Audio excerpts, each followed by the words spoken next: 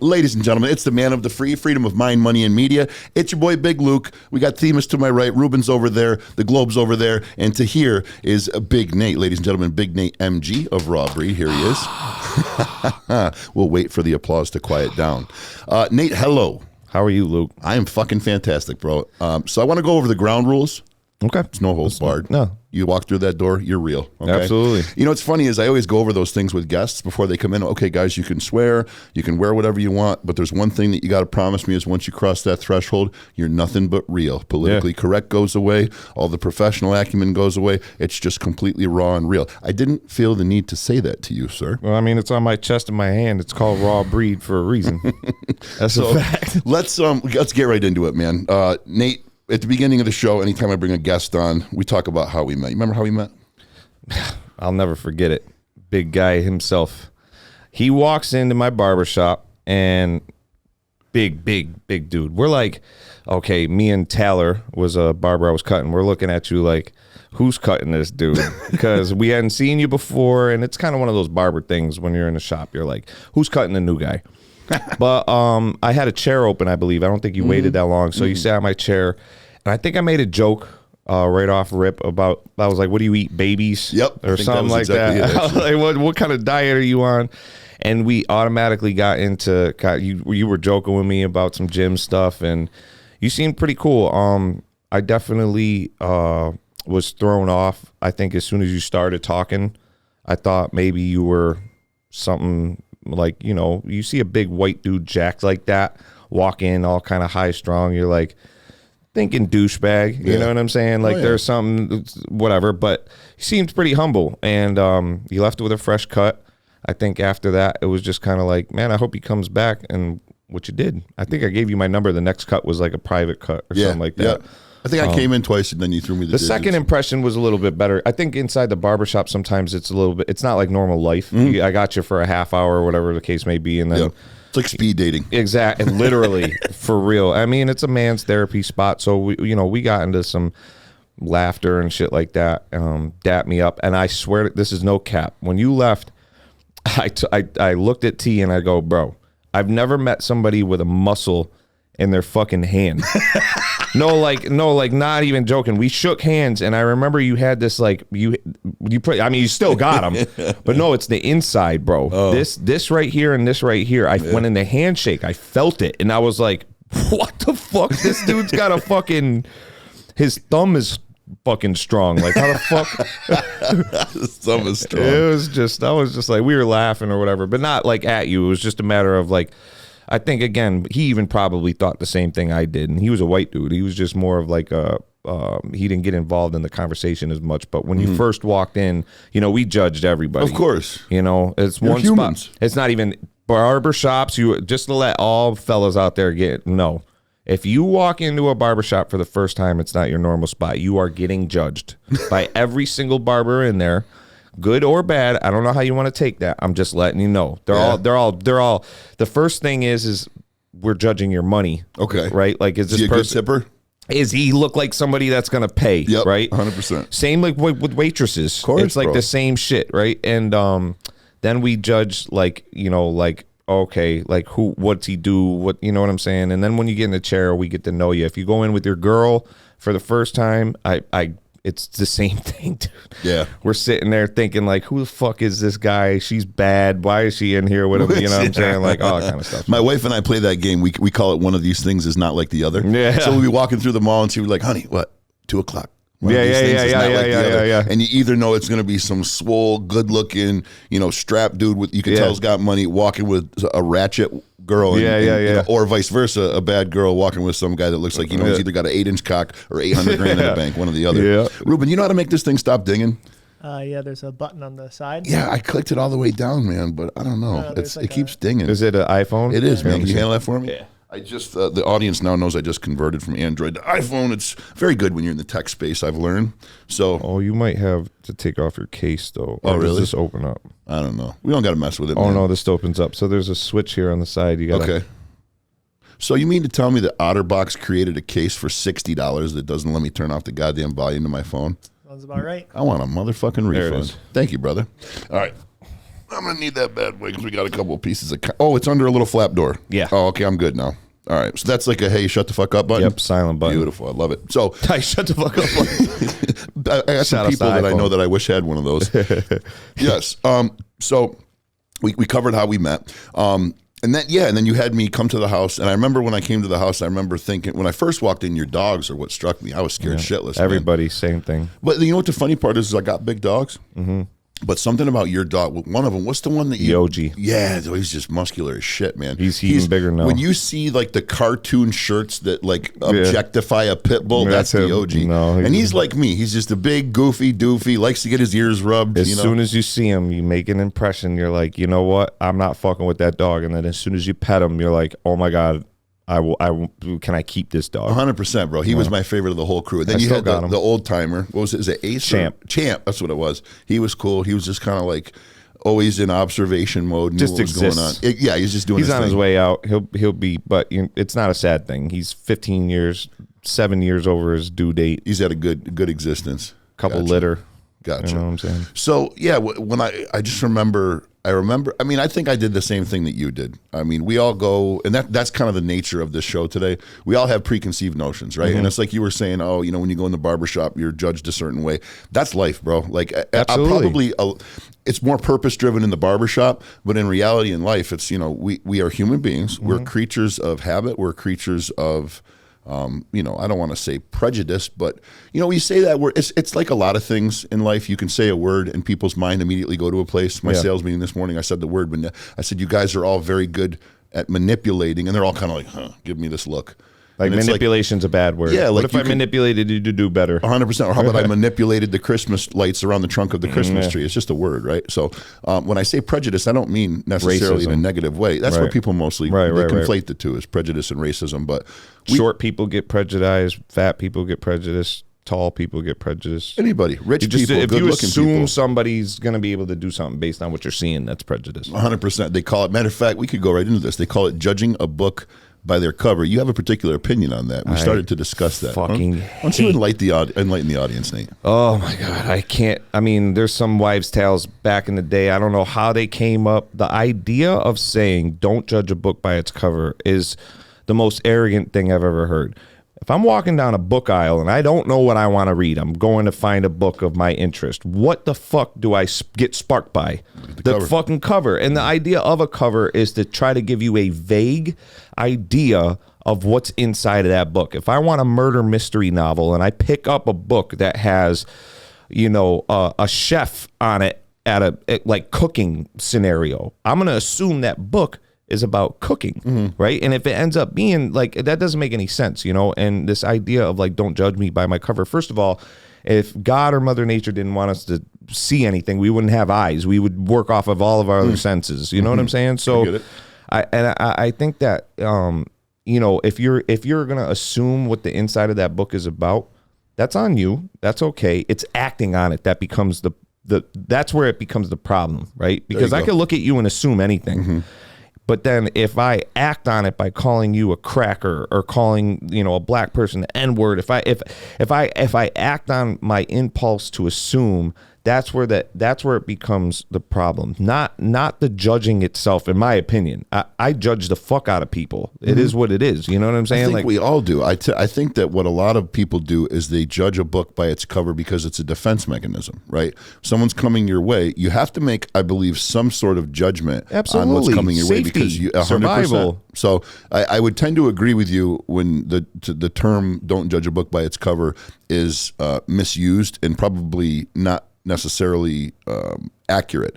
I would say, to a certain extent, you do want to be guarded, because I've seen many of book covers that looked fantastic. I remember being locked up and I'd go to the prison library and I'd pick through. I'm like, oh, these are bangers, man. This one's got a badass girl on the front of it, and this one over here, it's got some muscle bound dude that says best workout. There's no shit workouts in there. Bill does 20 push-ups, but that's not the point, though. Okay. Right? Because the point is that you saw something that had a workout guy on it, and what was in there? Workout context. Okay, it so might you're not have talking been about efficient content for what you were looking for, But if that workout dude was on the front and then it was nothing but math in there, that wouldn't make any fucking sense. Right. You know what I'm saying? And I think right alongside that, what you're saying, correct me if I'm wrong, is the chances of a book saying biology 101 on the front of it and then the inside of it's about chemistry, the chances of that happening are pretty much slim to none. Exactly. Okay. But the biology in it might not be sufficient or efficient enough for whatever it is that you're trying to learn. You might not walk away and say that was a good book, right? But it was a book on biology. Like if I see a person and they're obese, like morbidly obese, and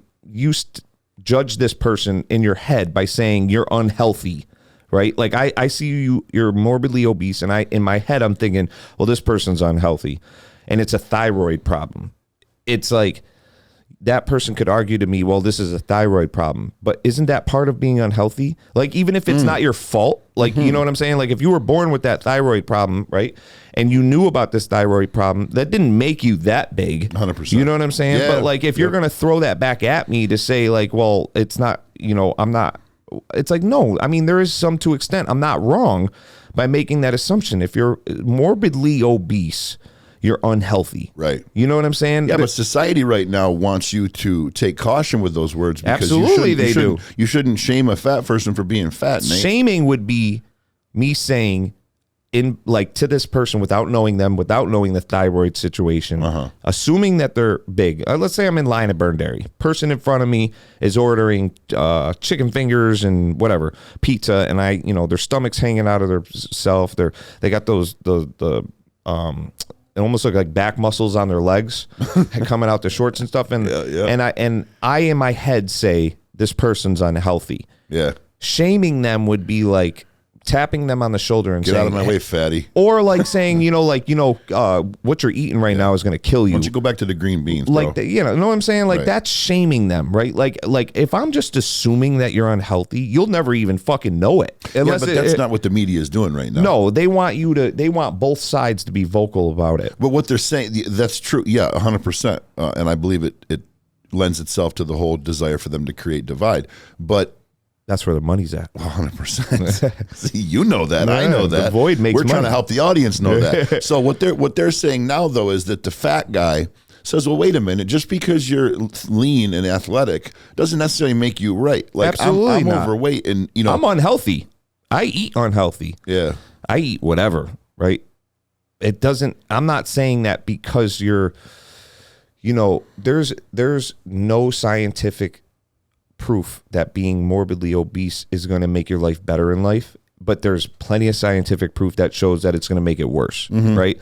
So our number one cause of death in America is obesity-caused illnesses, not gun violence, not drug overdose, not anything else. Heart attacks and overweight size or style problems from cholesterol and all this kind of stuff. So I'm more or less saying, like, listen, we both eat unhealthy, but God blessed me with a high metabolism. I'm sorry that you didn't get that. Right. That shouldn't mean fuck it. Right. You know what I'm saying? 100%. I'm just going to say fuck it and be like, God didn't give me a good metabolism. Let me shove everything down my throat and shit like that. And now you got those shows. You got TV shows with these people that are like, it's like My 600-Pound Life or whatever. And they make these people celebrities, right? So now, and Lizzo is another. So not to interrupt you, but I want to speak to that because here's what happens. They put a fat person, and I'm using the word fat because it's a word and it talks about a person that's fat, right? That's all it is. Do me a favor, pull that mic cord back so it's a little tight. It gotcha. drove me I watched the Dan Bender episode, Ruben, and I'm like, I should have moved that motherfucking mic cord. Thank you, bro. So let's take Lizzo, for instance. Great voice. Yeah. Talented woman. Yeah. I think it's ridiculous how they personify her as a sex icon. I think she's overweight. It's disgusting. I think she's You don't think she's overweight. She is overweight. There's no like. Right. No, I'm with you, bro. It's not even like, there's girls that are 220 pounds plus. But like, why do you think the media allows that? I mean, not only do we have a media that's because saying, we're the fattest country in the world. Okay, but you think the biggest it's that audience. simple? Yeah, it's the biggest audience. Music doesn't care about anything but demographics. So what you're saying is that it used to be they would objectify and personify the Britney Spears of the world, the Christina Aguileras, Marilyn the Monroe. Shakiras. You can go back to Marilyn. Marilyn, you're 100% right. Judy Garland's, all the way up through. It's been the 36, 24, 36. 5'9", model, cover of Cosmo, bikini model, Right. which correct me if I'm wrong, but I am naturally attracted to. I like a little more ass. But my point is this: Lizzo is not physically attractive to me. No. Is she physically attractive to you? It's not even, no, not at all. Okay. And No disrespect, Lizzo. No. We're talking about body types. she's a Take Lizzo's multimillionaire, face right? out- That's yeah. the first thing they'll say. Lizzo's- Well, she's a multimillionaire. It's like, okay, that's cool. But like, if you, all these women out here that say they're all 10s. Yeah. Right? Oh, you're about to get into something. Oh, please preach. If we had 10 models in here right now and we were talking about Lizzo, there's a good chance that a lot of them would back her, because part of the woman movement is, be comfortable in your own skin, your body, your choice, which I do agree with to an 100%. extent. But I think that means if you're a would they small trade busted bodies? woman, You're walking a dangerous line, because there shouldn't How be so? because even Nicki Minaj, right? She shouldn't be walking in a public basketball game with her jeans are completely missing in the back of her ass crack. And it doesn't matter that your body's perfect or not. Like a Victoria's Secret model walks into an award show that is supposed to be something of elegance and professionalism, and she's completely wearing a see-through outfit, right? Yeah. Like, it doesn't matter your body type. It's inappropriate. Right. You know what I'm saying? There's a level of inappropriate. Like that's not where I was going though. I think okay, you okay. misread it. What I was going to say is we're talking about you said be comfortable in your skin, be comfortable in your body, right? So when I grew up, I grew up a basketball player build. I was tall, I was skinny, and I didn't like that, right? I was uncomfortable in my own skin, hence why I look the way I do. When I'm later on in life, when I have the knowledge, the people around me, the network, the resources, the time, the money to do what I want to do with my body, I did it. But back during that time, I think what is righteous is for the media, for the institution that is Hollywood, the music industry, and the media in the United States of America to tell the 15-year-old Luke Lunkenheimer, excuse me, be comfortable in your skin. You don't have to look like Dwayne Johnson to be a handsome dude, right? But here, because that's how I was naturally put together. Now, that same Luke puts on 200 pounds of fat and has rolls and loses 2 minutes off his mile time and can't do a push-up and is getting out of breath going up the stairs. They're telling that Luke be comfortable in his skin too. That's where I disagree. You got a girl growing up, all of her friends are large busted, they've got big beautiful breasts, they're wearing push-up bras, all the boys are going goo goo gaga over them, and then you've got flat-chested little Jesse over here who's got the two bee stings that some guys go crazy for, but the majority like curves. We know this. So she's feeling self-conscious. She's feeling inadequate.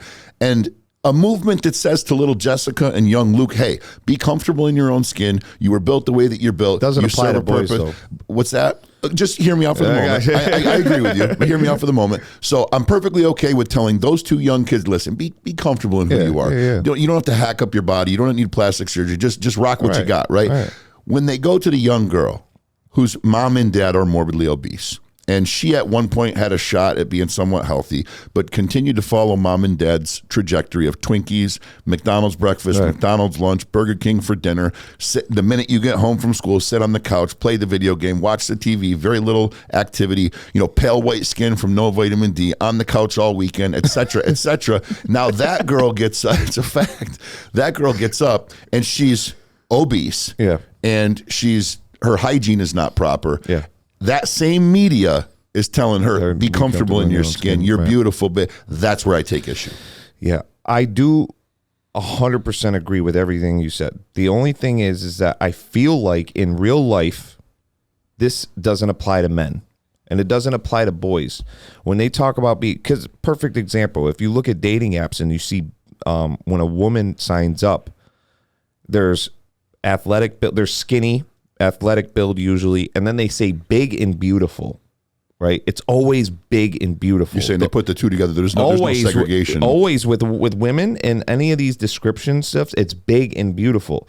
BBW, that is not big beautiful woman. There's no category like that for men. When a guy's fat, it's just fat he's ass. just fat, right? That's a good point. And or husky. And my thing is like, naturally we're all supposed to get old. The idea is we're supposed to make it to 70, supposed to make it to 80. Obviously that could change, but I'm saying when you're 70 and you're 80, your body's already falling apart no matter how well you take care of it. And I know there's examples out there where you're like, oh, you see him at There's 75. exceptions. There's yeah, you know what exceptions. he does Always to is. be that at 75. Yeah. Like most people aren't doing that, Or the right? amount of hormones he's taking. Whatever. It's still something. He's not like most people can't stay on routine for shit. You think this dude's on, that's why he stands out at 75. But most Right. people make it to 70, 80 years old and your body starts to fall apart. Go to a nursing home. You'll see how tough it is, even with the healthy ones. Right. And you want to try to do that obese? Because now what happens is like it didn't affect you your whole life, but now whoever's moving you around and cleaning you and dealing with you, right? Now they have to, there's a movement right now. This lady in I forgot her name. I wish I knew her name off the top of my head. She's a TikTok influencer. Okay. Super obese. I think she's pushing like 400 or 500 pounds. Oh my God. And she's short.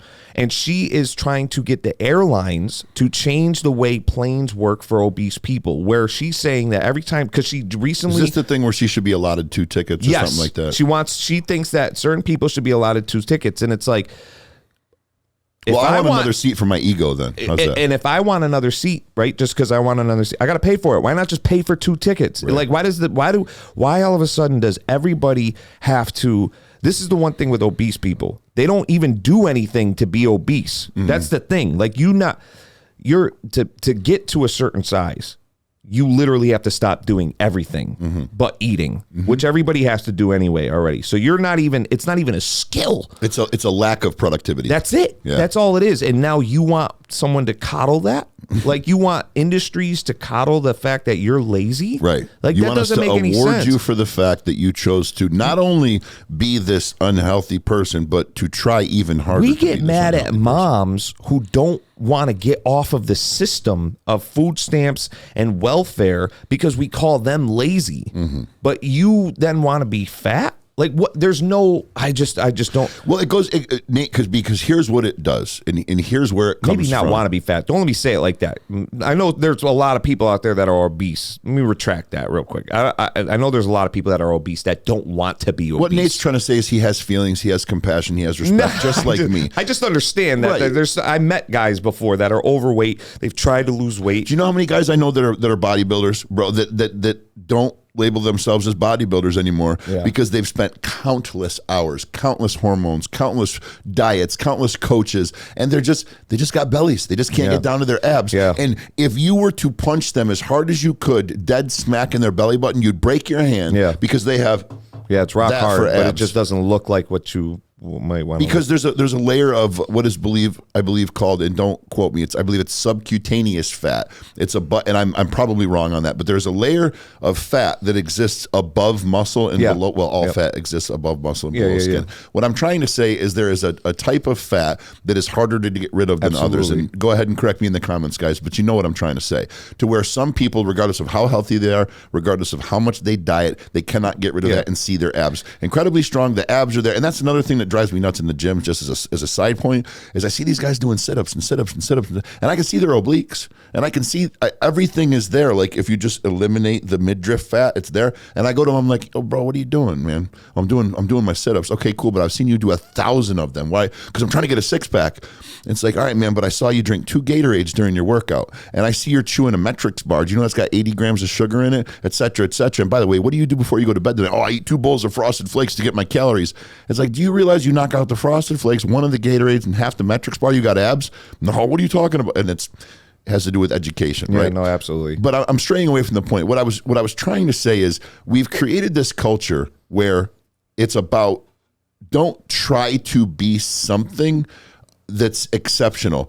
Don't try to fashion your life in a way where your day-to-day activities may be challenging and difficult to try to reach a certain end. What you do now and what they're allowing you to do and what they're encouraging you to do is tell everybody else that they make you uncomfortable and make them modify their behaviors so you're more comfortable. That's it's the mic drop, right? They're expensive. I don't want to drop. No. You're right though. It's like it turned into this whole like, well, I feel like I'm like this, so you need to accept it. And it's like, well, what if every doctor in the country just stopped treating people for being obese? 100%. Just because you know what, fuck it. You guys are. If I treat you for obesity, I'm being fat phobic. 100%. That's where we're at now. We are. If I give you advice on how to live healthier, and have your cholesterol go down so that you're less susceptible to heart attacks, less susceptible to stress. You know what?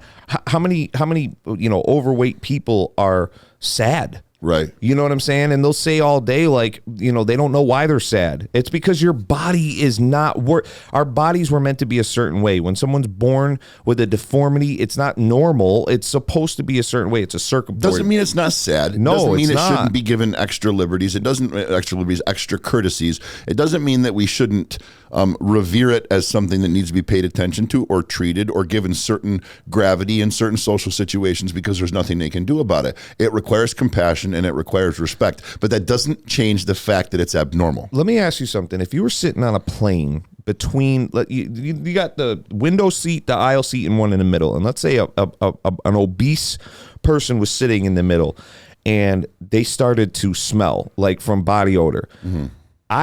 If you take the same scenario and not put an obese person in there, and that person starts to smell, who do you think out of that passenger that's on the window and the one on the aisle? With the obese person, I guarantee you they shut their mouth and deal with it. 100%. Because they're already big. Yeah. Right? So it's like, I don't want to do this. I know this person's going through a lot. That's compassion right there. Do you want to know what? Go ahead. If the person was giving me like me and I started to stink and I was in between somebody and they were like, bro, wear some deodorant. This person stinks, right? But because you're bigger, right? We already, when they think like, oh, you should have compassion for, you already got it. Mm-hmm. You know what I'm saying? Because naturally we're not supposed to be like that. So when I see you like that, I automatically think like, damn, like everything's got to be harder for you. And Right. if it's not, kudos to you. Right. It still doesn't mean that your heart was meant for that. It still doesn't mean that your bone density wasn't meant for that. 100%. You know what I'm saying? You just struck a nerve with me, and I look like I'm doing the Dave Chappelle crack itch over here. For some reason, I think I wore the wrong damn shorts, Ruben. I'm just not cozy over here. But you struck a nerve for me when you were talking, and I'll explain why.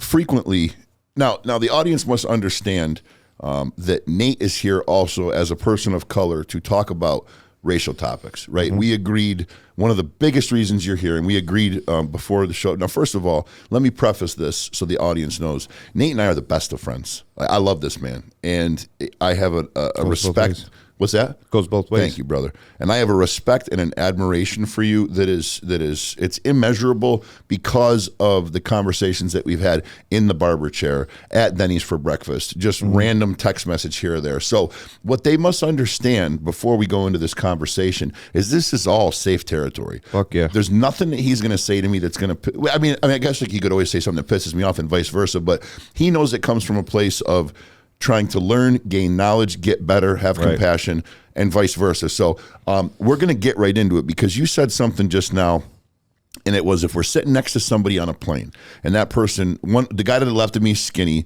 the guy to the right of me is obese, they both stink, which one am I going to make the comment about? It's not going to be the fat guy because I already know I'm at a societal disadvantage if I pick on the fat guy, right? Yep. So I was at the mall the other day with my wife, and there was a family in front of us. Was it in front of us or behind us? Regardless, they were impeding on our ability to take the order at Burger King, right? Mm-hmm. The lady's kids were like touching my kids, like grabbing at them, pulling at them, trying to take their tablets out of their hands and look at them. She was loud as hell, yelling at her kids. She bumped into my wife so badly that she almost dropped what she was carrying. It was just downright rude, right? And I went to spin around and say something, and my wife grabbed my arm and she's like, "Don't." And I said, "Why? This is out of control. This is rude. This is, And she's like, "Think of who you are, think of where you are, and think of who they are." Mm-hmm. And I looked right at it. I said, "Babe, that's racist." It was a black woman, and there was two black children. Yeah. And I said, "Honey, that's racist." And she goes, "You know what? Unfortunately, the society has caused me to think along race because of the narrative that they're driving regarding race." What she meant by that was I was well within my social spectrum to turn around and say, "Ma'am, you've now struck my wife. Right. Your children have struck my children. They're unruly. They're misbehaving. It's outlandish." But there was black folks to the left of us, black folks behind us. She was black, and there was black folks to the right of us. And as I'm sitting now, mind you, I'm a guy that's done time, right? I've lived with black, white, Hispanic, tall, short. You don't see it. You didn't see it like to your say mom. I don't see color, that would be a fallacy. That would be a lie. Of course I see color. But it doesn't affect me the way two things: that it does her, number one. Number two, that it used to me. I readily admit, and I have to you many times, I grew up in a country culture, predominantly white. There was one black girl that went to our school. There were so many racist tendencies that I had coming out of that environment that I would almost... Sometimes I've said I was ashamed to be that person, but I understand it wasn't anything that I chose to be. It was a learned behavior, right? So to say that, I don't see that, I don't see it now because of where I've been and what I've done. To me, it's like I've done my time in institutions, in the hood, in society, in conversation, like whatever. Like, we're not talking about black and white. No. I know, regardless of whether you're a black woman or not, you're still have the ability to parent your children. Yeah, and I know regardless of being a black woman or not, you still know what's right and you still know what's wrong and you know what your kids are doing is wrong. But my wife was also right. If I spun around in the midst of a group of 4 different black people, the topic goes to a white man's. Boom. It's no longer that poor family that tipped the girl at Burger King, that was nice to everybody before, that let the old lady go ahead of them, the old black lady go ahead of them, that has done nothing other than provide a nice atmosphere for everybody.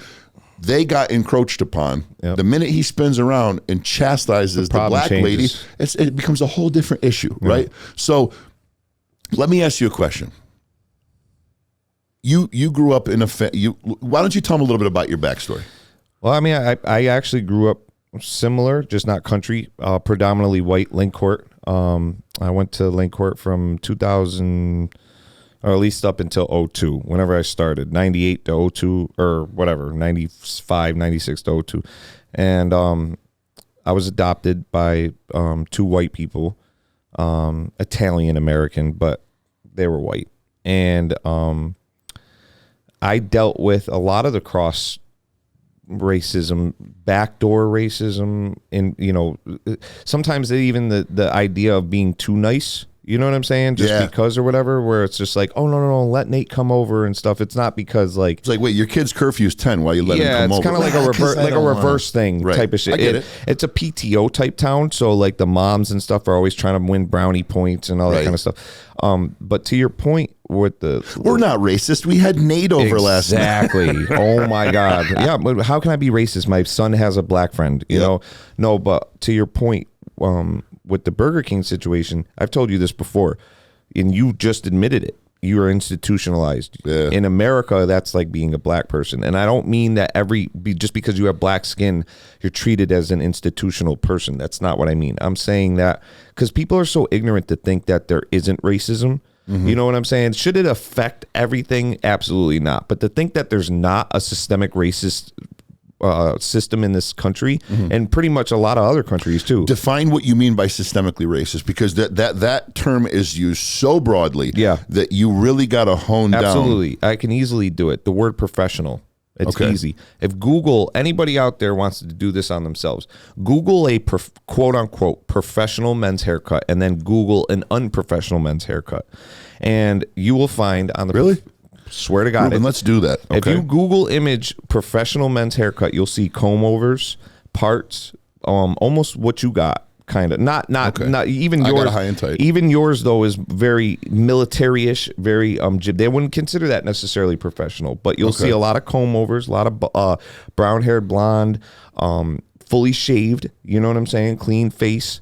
If you Google unprofessional men's haircut, you'll see braids. You'll see dreads. You'll see afros, and the reason is because it's it's a podcast, so they're hearing only. Some people are only hearing. Okay, so I'm going to describe to them what I'm seeing on my phone. Yeah. The first thing I see is what'd you Google? Professional haircut. The first thing I see is what looks to be a light-skinned John Leguizamo with a very traditional, white male haircut. And on the right of it, it looks like Kyle Rittenhouse. Below that, it looks like the guy that used to be on the Paul Mitchell magazine. Below and to the right of that, it looks like Conor McGregor. Below that and to the left, another Paul Mitchell guy. Yeah, these are then Ryan Reynolds. Now Google unprofessional. I'm going to do the same thing. All right. And you'll see a lot of dreadhead, ethnic style, high-end, like even maybe like the Kid and Play. Remember the Kid and Play afro, like the stand-up tall afro? A lot of dreadlocks. Is it really that closely tied to color? That's what I want to see. It's not. It's this. Now here's the thing. It's not a color thing. It's a Bro, I got a bunch of white chicks. It's a cultural thing, though. Unprofessional haircut. So here's what I got. I got I've got some like what looks like they're the centerfold pages of some sample books, and they're all over the place. One's all black women's haircuts. The other's all white women's haircuts. Now, Ruben, you're going to Google this and put it up for these people to see. So during the episode, Nate, they'll be able to see. But what I've got on the left, I've got what looks like a light-skinned black girl, another light-skinned black girl, and then 2 white girls. Then I got a white girl, afro. A light-skinned black girl. Well, it's frizzy 80s girl hair and then frizzy, black girl hair. Then there's a black dude and a white dude that both look like they're, but that's trying to tell you that one right there, the black and white one right there, that's showing you the difference between an unprofessional and a professional cut in one picture. That black dude and the white dude on the left, I believe. No, bro, they both have the same, very similar haircut. Okay. I can't tell from here. It looks like a comb over. You're racist, Nate. Word, caught me. Then caught me in 4K. This is what my Uncle Daryl used to refer to as the peckerhead, because it looks like a circumcised penis. And I want to tell you, what you said is it really tied to color? Absolutely not. It's tied to culture. Okay. There's a big difference because a white person can have dreads. Okay, that's a good point. You know what I'm saying? Yeah, so like a white guy can have braids. With the right products, a white girl can have an afro. Okay. Even like the bob cut, like the Mariska Hargitay Law and Order cut. Mariska Hargitay. I love her.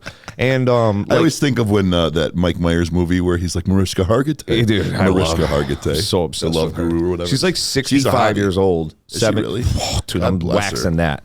Knock the pussy off or the dust off of that shit. Word to me.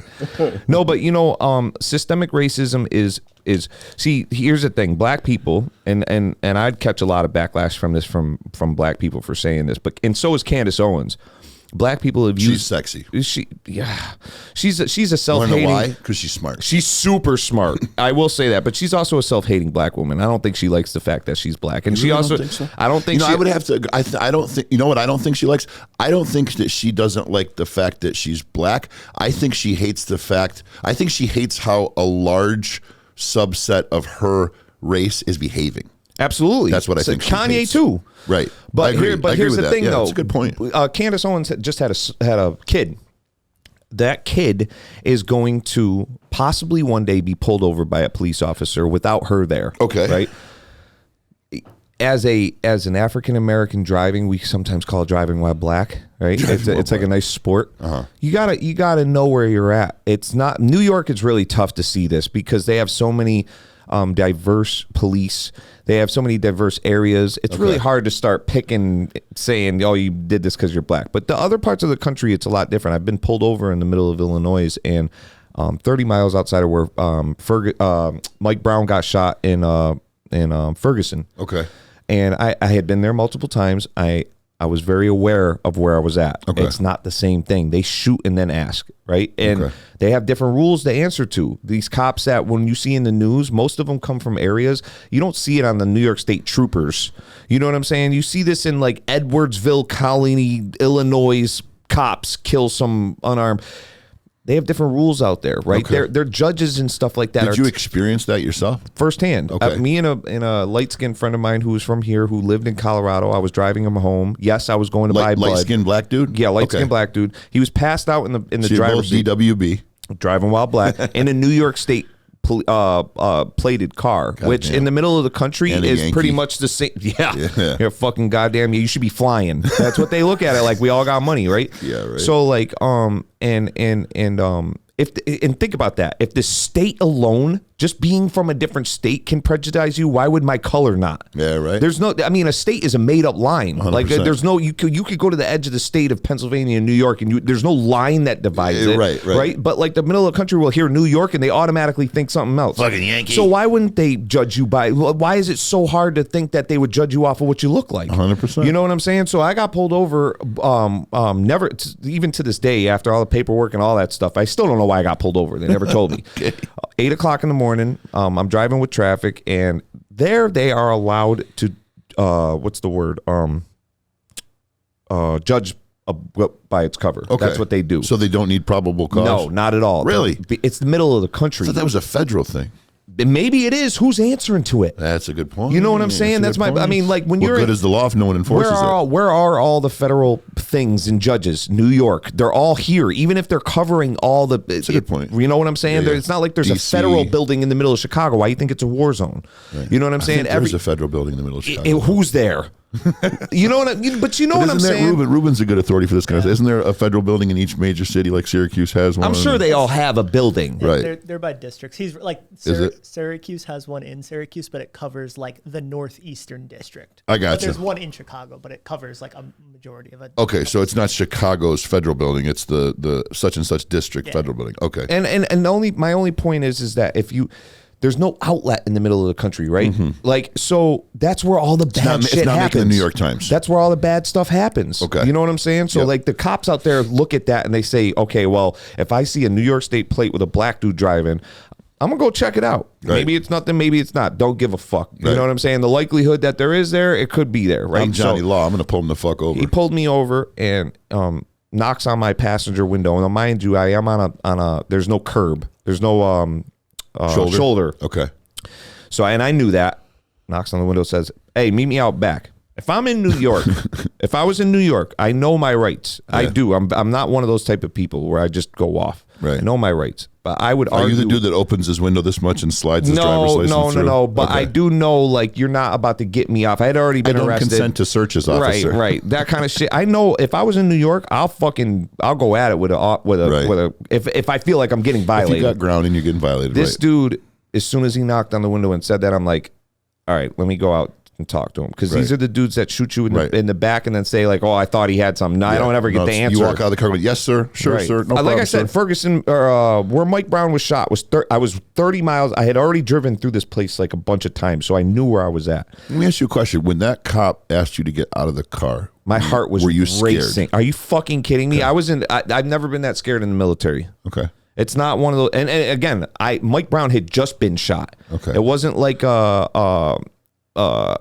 I was there and then 3 years later this happened. So in your head, and I'm not, I want to make the points as they come, right?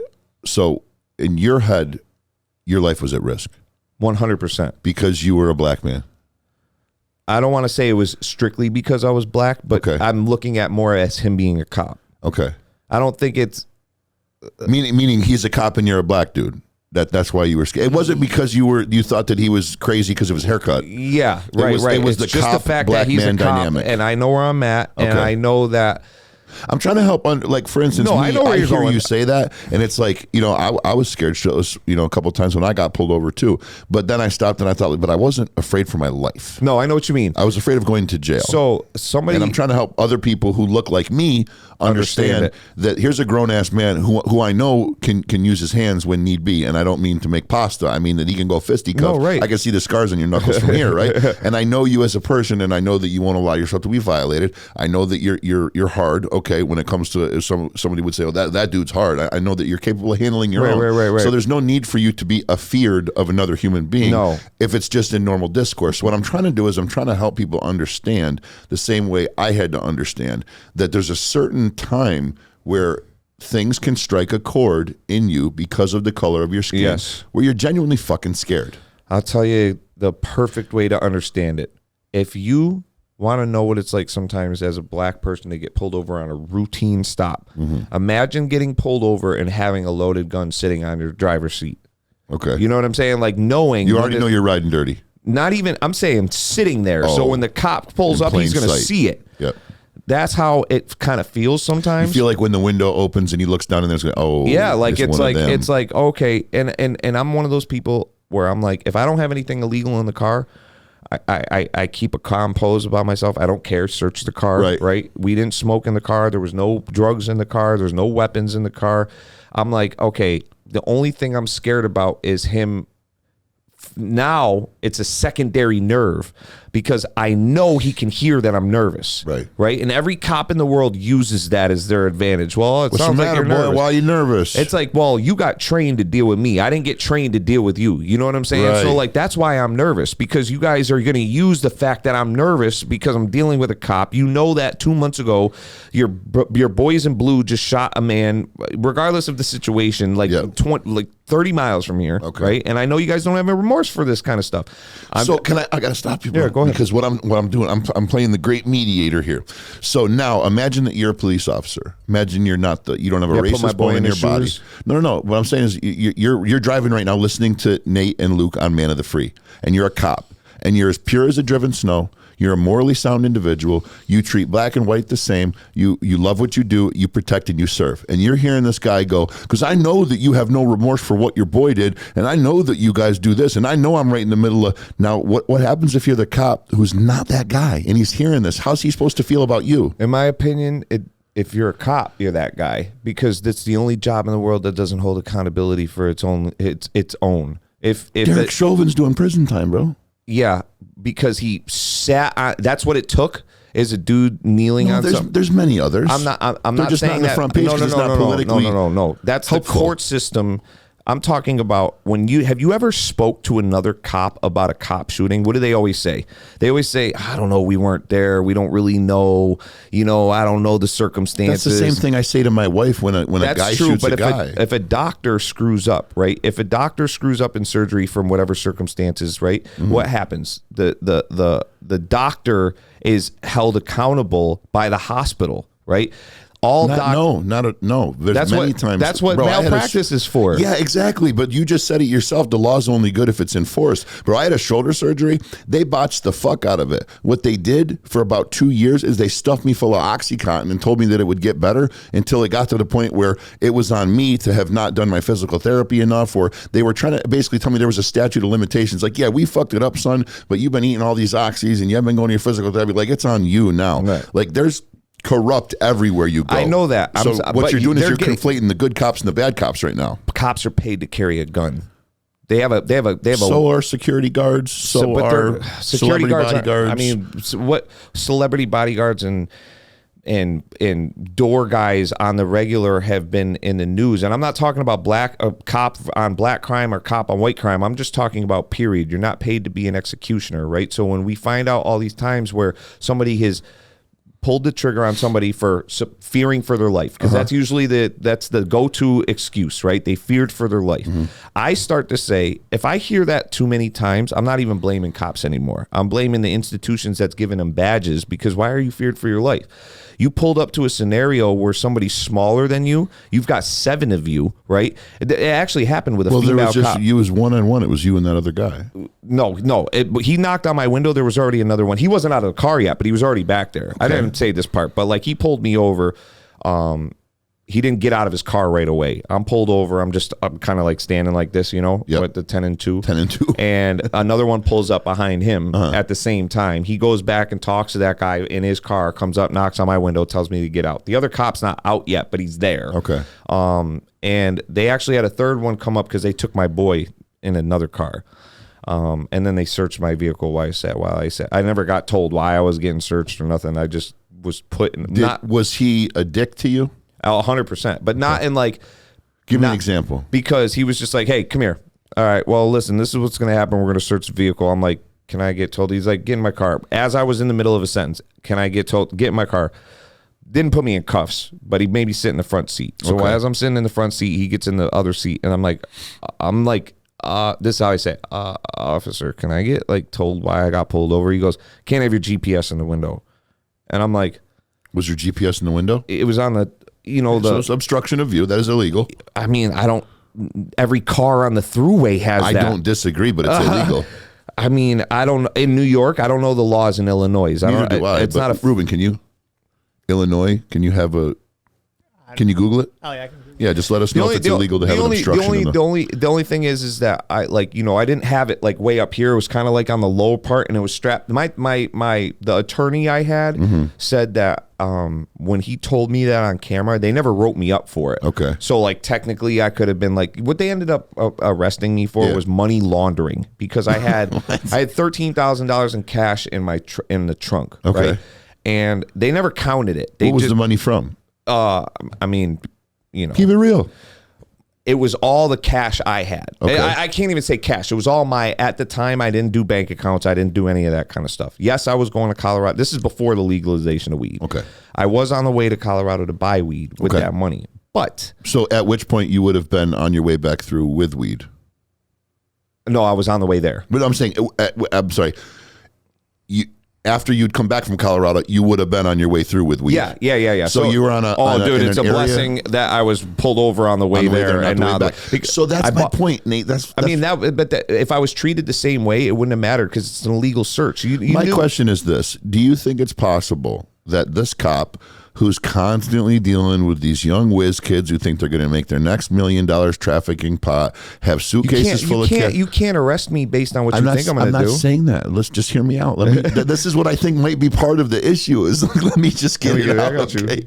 So, and you're on your beat. You're pulled back, and you constantly see the typical about $8,000 to either $2,500 car or $8,000 to $15,000 car with the younger kid and his buddy, his road dog, in with him, bringing money out to go acquire weed and drive. And you're going, man, these freaking drug mules back and forth and back and forth. They're dirtying up my highways. I've had them fall asleep at the wheel and hit people that are loading tow trucks. I've had them smoke a joint and pass out and kill people.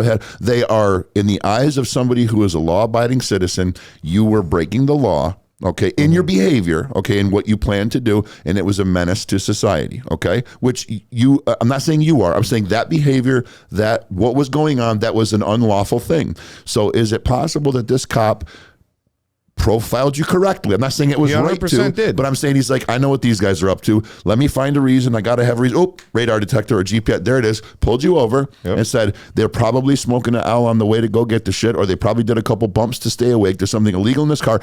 I'm going to get them. I'm going to make them stay in jail overnight. I'm going to scare the shit out of them, and I'm going to send them back home. And he did that. But when he discovered that you were smart, your shit was clean, your license was good, he let you go because he said, you know what, Didn't young let man? me go. Okay, so that, but my question is, up to this point, would it be safe to say that he I'm not saying that he profiled you correctly. Correct. That his behavior was learned and was a behavior that was patterned into him because of experiences that he had had. The same way that he could your have been a behavior rookie. towards a cop, he could have been. You could have also been a kid who was born 12 different ways to Sunday. Mike, here's the point I'm trying to make. That's a dangerous line with somebody that's being paid with a gun in their hand. But he didn't use the gun. Okay, so now would all that beginning conversation change if he had pulled his gun on me? Because all those questions would be the same. No, because here's the point. After this transpired, when he's talking to me, he's sitting there like this. okay, Does he? I don't agree with it. No, but I'm just saying, based on those questions that you asked, that he had every justification to put his hand on his gun. You know what I'm saying? Because He had every justification. I think the man would. I believe that he was just in pulling you over. I think that if I was a seasoned cop and I had been through many stops like that, many of which I think you would agree with me probably ended differently. Not guys not as smart as you, not as clean around the edges. Fuck you. Yeah, that kind of stuff. Or had a roach in the ashtray, had some coke in the glove box to stay awake. I think he'd been through many of those traffic stops before, and I think that he profiled you as somebody who was going to buy and move drugs. I don't think that it had to do with you being black. I never said it was because I was black. Okay, I thought that was the pretense of the conversation. No, I mean profiling has everything to do with what because you just we said. started talking about this because we were saying, what about the good cops? You first see me, and your first thing that you notice is what?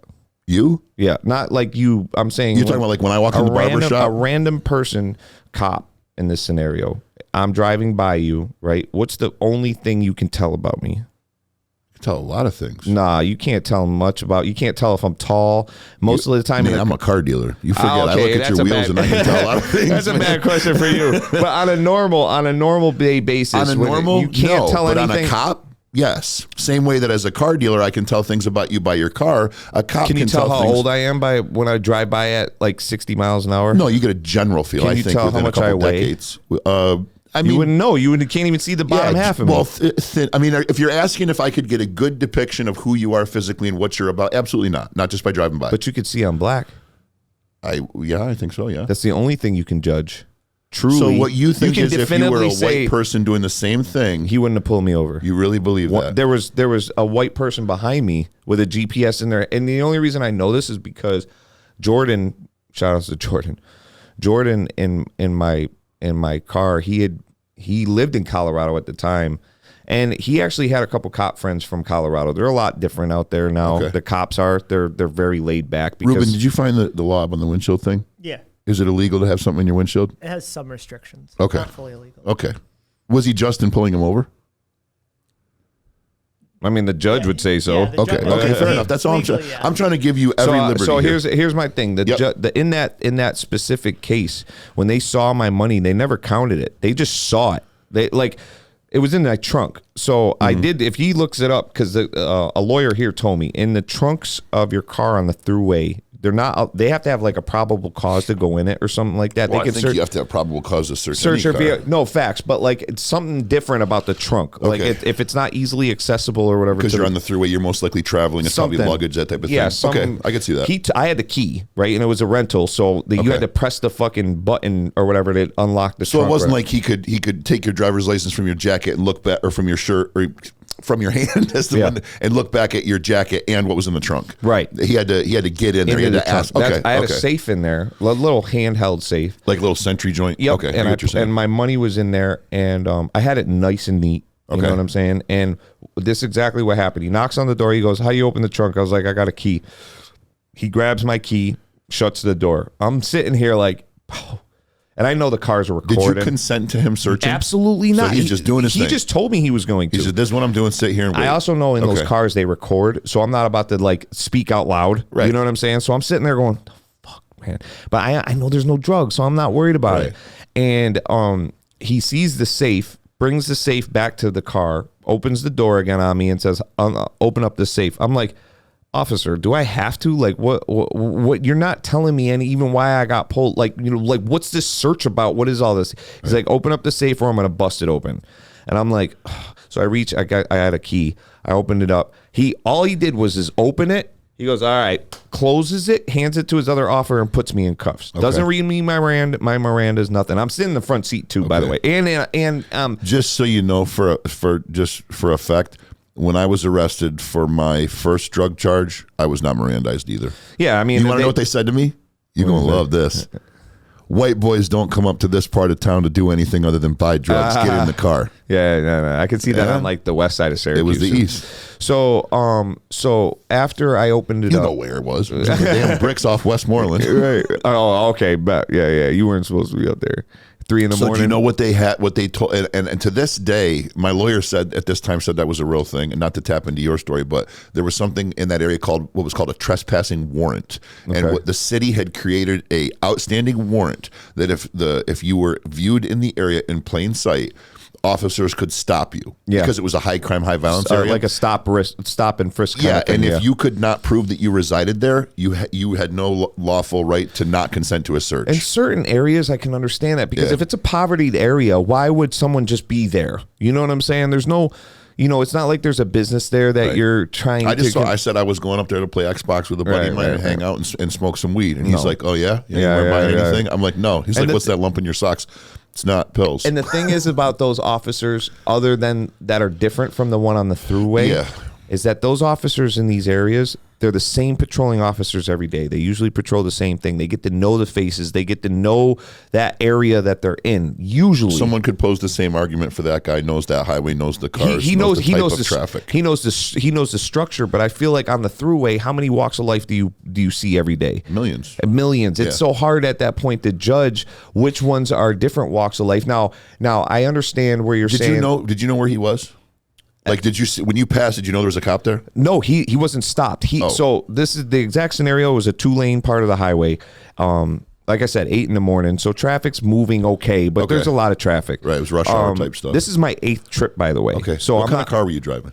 2000, like it was brand new at the time, like a 2012, 2013 Charger. Was it a rental? Yeah. Okay, come on, bro. Well, I mean, that's the cleanest way to go. I know, I'm gonna be honest with you. That's what everybody goes. No, but to, look. is a rental. I'm gonna be honest with you. This was my first trip with New York plates. I used to. So you were in a New York rental, and I just know the audience right now is going, "Oh, they're all smacking their forehead." And, right now. and if they're sitting there smacking their forehead, then you're agreeing to the fact that people are prejudiced by covers. No, Nate, I know that anybody I've ever bought drugs from came back from doing the dope run in a fucking rental. That's what I know. I'm saying it doesn't matter if the statistics show it or not. I'm saying that like That part doesn't matter. The point is that Why doesn't it matter? because like Our studio's falling apart.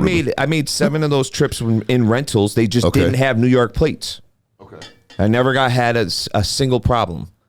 As soon Okay. as I put New York plates on the rental, it becomes like me putting blackface You know, on the car. you totally just discredited your own argument, right? Because Why? you said that you were a black man traveling in a rental car with other plates in your car. They didn't touch you. The minute you put New York plates on, they It just put you over adds and to cuffed you. it adds to the statistics. I didn't say that. Listen, I never said that I would always like. It doesn't mean that just because I made the trip that like I. Remember what I told you about the devil's advocate No, thing? that's fine, and I'm trying to say that like it Okay. doesn't matter that I only got pulled over with the New York plates. I know that to be because to me I'll tell myself like, okay, those other 7 times I didn't do those New York plates, but had I driven in that same spot, Edwards, I didn't make. I did. What are they? 90, 70, and there's 90, 80, and 70 that go Okay. across the country, and I would flip through them. East-West roads. Yeah. Okay. Yeah.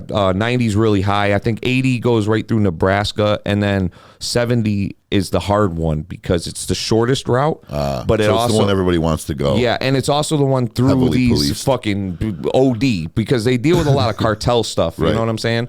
So I always told myself don't get New York plates because I'm already black. So that's what I always told myself. I'm already black getting in a rental car, right? Why add to the probability that I'm going to also get pulled over if I have New York plates? Okay. Because the one thing on the throughway I always tell myself is that there's not a lot of time for a person to see you. This Okay. cop wasn't parked. It wasn't one of those situations where he was parked and looking at people. Was he at the opposing traffic? He was coming towards you? driving with us. Oh, with you. Okay. Yo, and I'm not kidding. I wish Jordan was here right now because, oh man. So we're in the right lane. I have a semi in front of me and a regular car behind me. I saw there was nobody in the passing lane. It was Okay. one of those.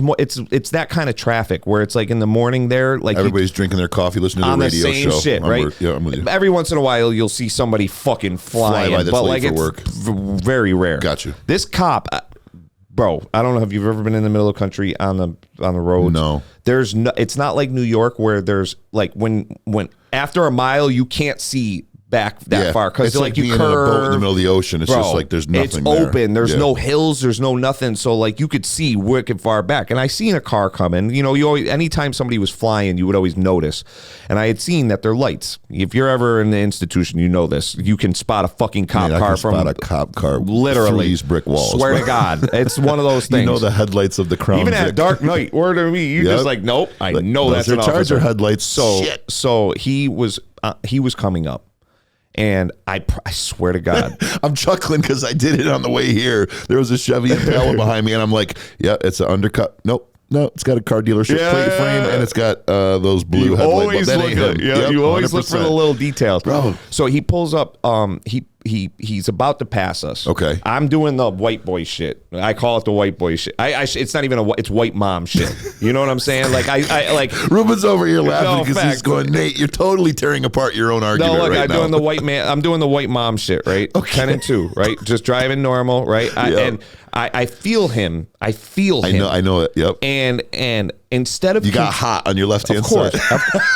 and, Your and ass crack started to sweat. instead of him continuing at the pace he was going, what Yep. made me nervous is like I'm like, He oh paced yeah, you. yeah, he stopped. He like He completely was pacing you at the same speed and limit. he didn't come to even with me. His Yeah. if you think about like his driver He had or- his hood ornament even with you probably or just above, right? the back door, like his passenger door was about the same where like my back door Yeah, was. which meant his hood He- emblem he was about looking- even with he you. looking in there Looking like- through your right. back at your passenger and you. I'm just like this. I'm like this. What happens? He starts to slow down a little bit, right? Now, mind you, there's a car behind me, so he can't just sneak in, Right. right?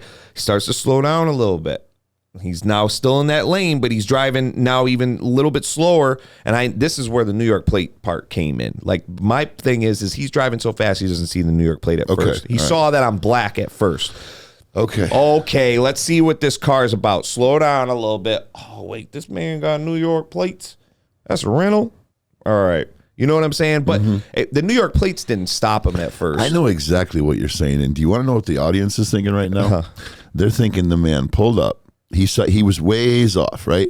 He pulled up, and the same way you were watching him, he was watching you. And he noticed that when you noticed him, you straightened up and you went into your white boy pose. No, I was like that way before he could ever notice me. Okay, so then Way forget that. before. Scratch that Yeah. off it completely. So when he pulled up, he saw a guy and his partner, hands at 10 and 2, completely stiff, looking straight ahead, knowing they're in a rental. Then he kind of just observes the situation. Nobody's moving. No one's reaching for their drink. No one's reaching for the radio. Yeah. And it looks like someone's in there going to play it cool. Just play it cool. Just let him pass. Yeah. Just let him pass. And he goes, these motherfuckers are up to something. Oh, look, there's something in the windshield. Now I got a reason. Let me just kind of background in, pull him over and see what's up. And you know what you did? You said that he did it because you were black, and then you also said, well, let me see what these kids are about. And you went right into prejudging that he had an accent like this. You just gave him, you're talking like this man's the best man in the world. No, I'm not. No, I'm because giving listen, him the benefit of the doubt. No. Because if he had said to what himself, about what I just said? It indicated that I was saying he was the best man in the world. If he had said right away, he did a textbook what a cop should do. What that I'm doing what the driving academy said to do: stay 10 and 2, eyes on the road. On a highly drug traffic highway. What does it matter? What do you mean? What does it matter, bro? So there's a different way to drive on that drive. No, I'm not. Are you saying if I was driving like this, it would have been different, that's relaxed? not what I'm saying at all. What I'm saying is this man he's under the suspicion that people are on his highway. You're asking the question. You got to hear the answer. You're saying I know what you're asking. You don't know. Let me say it. He's on a highway that is a heavily drug trafficked highway. Right. It is his job to police the highway and observe what are normal behaviors indicative of somebody who might be trafficking drugs. So you don't think that that's in his morning meeting? No.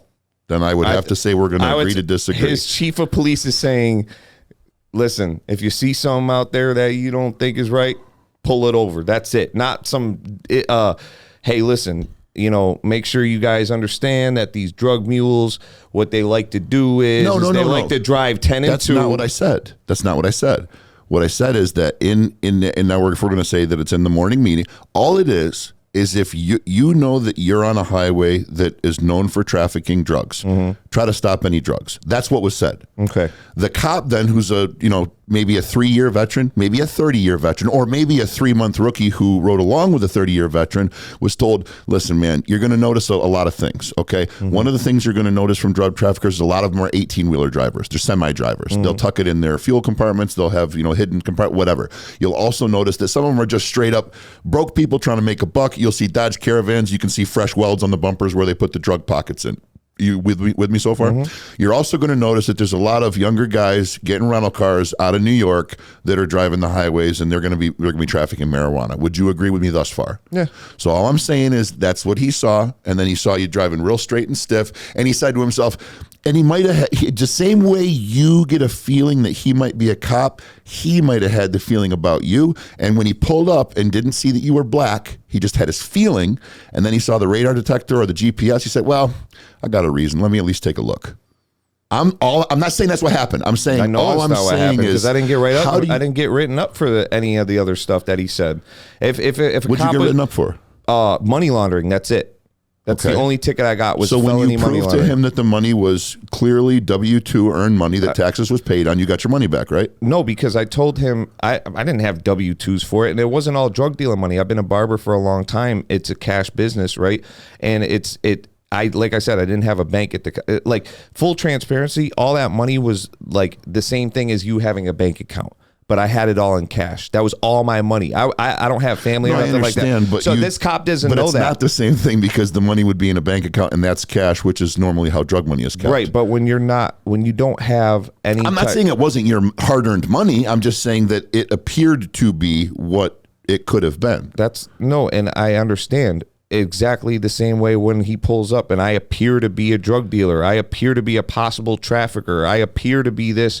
I appear to be that. Nobody cares about, obviously what it is. I told him, I said, look, he asked me when we finally got back to the station, he asked me what all that money was. I was like, look, man, I do not have a bank account. I don't have credit cards. I don't have any of that kind of stuff. I've been a barber for a long time, and that's just the money that I've stacked up. And how did he treat? Like, and what did he was like, did he go, yeah, bullshit. Well, boy. no, he was like, I can understand that, but and like what you said, we see a lot of people come through here, and we know where they're going. You're saying your buddy lives in Colorado, and we know what's going on. And my buddy did live. He had a Colorado driver's license because he's been the one that was with you in the car. Yeah. Okay. He instead of flying back, we drove back. Just kind of like on an impulse. I don't know. Road trip. Yeah, whatever. Yeah. And my one thing is that if the cop was just being a cop, the same way I told you earlier about being pulled over for tint, if he had been true to just the GPS or whatever, I'd agree with everything you're saying. But that's not what happened. I know for a fact, like, obviously this cop isn't here to defend himself, right? Whatever. Right. But when I look at the outcome of how it all happened, even when I was released after, I'm like, oh no, they just robbed me. That's all they did. And they know I can't fucking say anything about it, right? And the judge set me on a situation where he's like, you know what? We're going to let you go at the end of the week, but you're going to have to hand over the $13,000 that you had and don't get in trouble in Illinois again.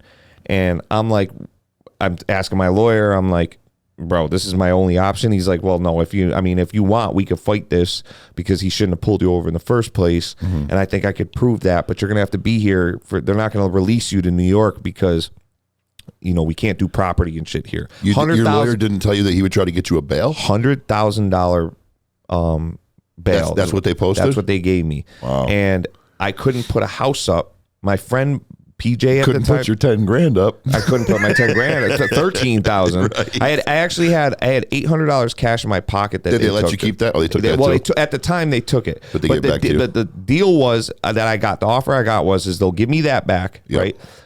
Take the other money I got to forfeit, and then send me on my way. They tore apart the rental. Yeah, I had to pay for that too. They brought it to one of their impounds and literally ripped it apart. Shit, yeah, it was fucked up. And there was no signs of drugs. When they didn't find drugs, there was no should have been liable to pay for that. And there was no trace of it, no residue, no smell, nothing. Actually, matter of fact, me and my buddy are very big stoners.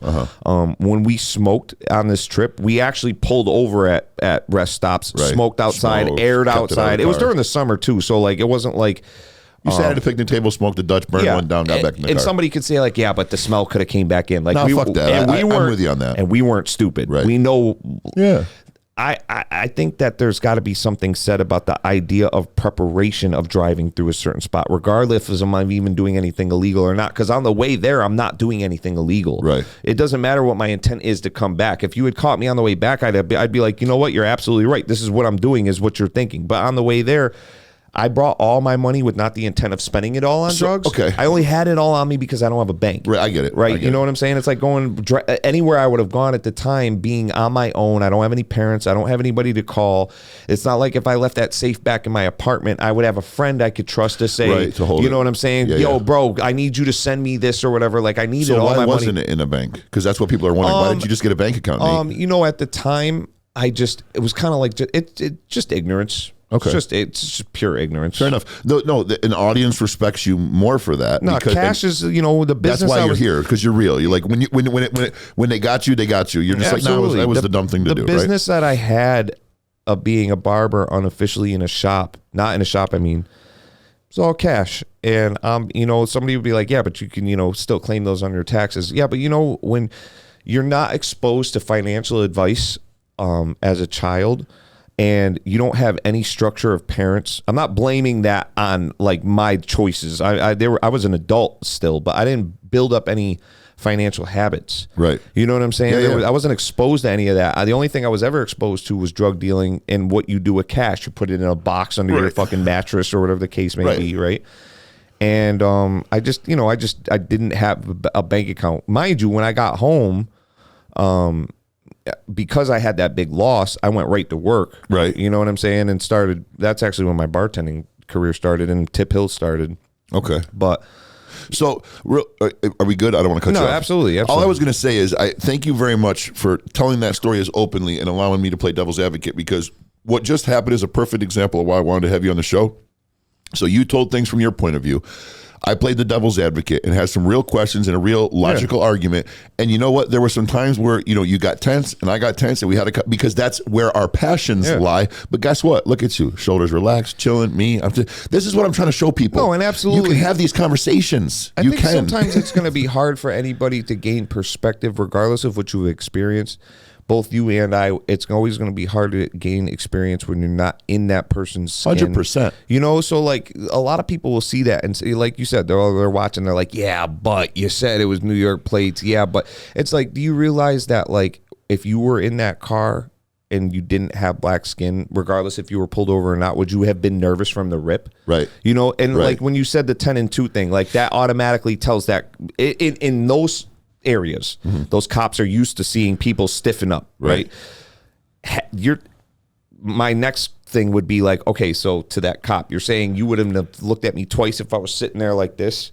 You know what I'm saying? One hand on the wheel, leaned all the way back. No, would you're it right. Would it Yeah. have seemed? Because I hear the argument in that where it's like, well, if you looked more relaxed, maybe If the you cop, looked more black, Nate, you might have just the gotten cop, right? The cop might be like, you know what? He can't be that right. stupid he's, and he's have some cocky shit. and arrogant. And he's letting his nuts hang right now. He's not doing that with a trunk And full of weed. I guess I could Right. see that. That's like a reverse psychology kind It of is. thing where you're saying like, you know, if I'm my natural self in that scenario, but then I go back. I did driving school. I didn't just take my test. My adopted mother Driver's sent me to able to Branches are able to. Okay. I think it was able to Driving school, yep. and they harp on you 10 and 2, right? Yeah, 100%. So like, even if I don't drive like that normally, like that cop knows that's how I was taught to drive. Right. At least that's the only impression that you should be is that No, these people are 100%. supposed. So like this to me So shouldn't for you, be it's almost suspicious. like you're almost like pissed off. Like, this shouldn't be suspicious. no, This is what I'm supposed to be doing. Fucking. I was just thinking of something we were discussing before we got on here. Tell them why your truck's tinted. Well, I've learned in my life from experience. I'd rather have a cop pull me over for me doing something illegal than what he sees. That's just a fact. And It's, from a standpoint, I want to make sure I understand this correctly because I thought this was fascinating, and it honestly gave me. I had a lot of respect for you when you said that because it was almost like you were wanting to give the cop the chance. Absolutely. you want to give Do him your a fair job. shake, right? Like so. So to the audience, what Nate is saying, correct me if I'm wrong, is that if he's got his truck tinted out and he knows his tint is illegal, if he is pulled over, he gets to then operate under the assumption this cop is pulling me over because I was breaking the law. 100%. Let's start off on the right foot and have a conversation, Mr. and I've Officer. gotten out of every ticket. Because the flip side of the coin, well, now they know the underground reason why you do it. But Right. I was trying to go with the morally a beautiful reason why you do it, which is that you don't if you got an aquarium car, right, all clear windows, you can see everything that's going on on the inside like they're watching a movie, and you get pulled over, your first instinct is he's pulling me over because I'm black, right? So what you Doesn't did even is, give me that ability to say that. right. So you installed your own safeguard. Yes. You said, listen, I don't want to look at Mr. Officer that way. No. I want to give him the opportunity to just straight up have pulled me over because I broke the law. So let me smoke this car out. So that way, when I got to roll down my window and talk to the cop, I at least know why he pulled me over. 100%. Bro, I got a lot of respect No, for and that. and cops That's do too. genius, actually. And cops do too. I promise you. At least since I had my Lincoln that I traded Yep. to you, and I now have the GMC. Every time I've gotten pulled over, the cop instantly kind of chuckles and says, "All right," because I'll say to him, I'll say like, "Officer, I'm not saying you are and you Right. profile people. I'd rather not have that." Be On the my thing. mind. You know what I'm Right. saying? Like if you're gonna pull me over because you see tint on my windshield, you're like, damn, I can't see inside that car. That's illegal. Right. Let's go check that out. That's a cop being a cop. Yep. You are doing it to the textbook of what you're supposed to be doing. Yep. If I am not, like you said, the aquarium car, now we both have, because, you know, you mentioned something earlier about good cops. You know, the majority of cops are good cops. Right. Thank you for saying that. Let's just it's just a fact. Thank you. Thank you. But And just so the audience knows, I'm not like some cop-loving, crazy, law-abiding citizen. I'm a felon. But I do know a lot of good cops. I know a do lot too. of really, really good cops. I do too. I'm not saying they're the majority or the minority, but having the no, conversation they're the we just majority. had, They're the majority. I would think so too. Absolutely. So, And thank you for saying that. but here's the thing with a good cop. You don't think he But the sees bad what's ones going are on, bad. but you don't think even a good cop sees what's going on. So since Trayvon Martin, right? It was like up until where our gender problem is now.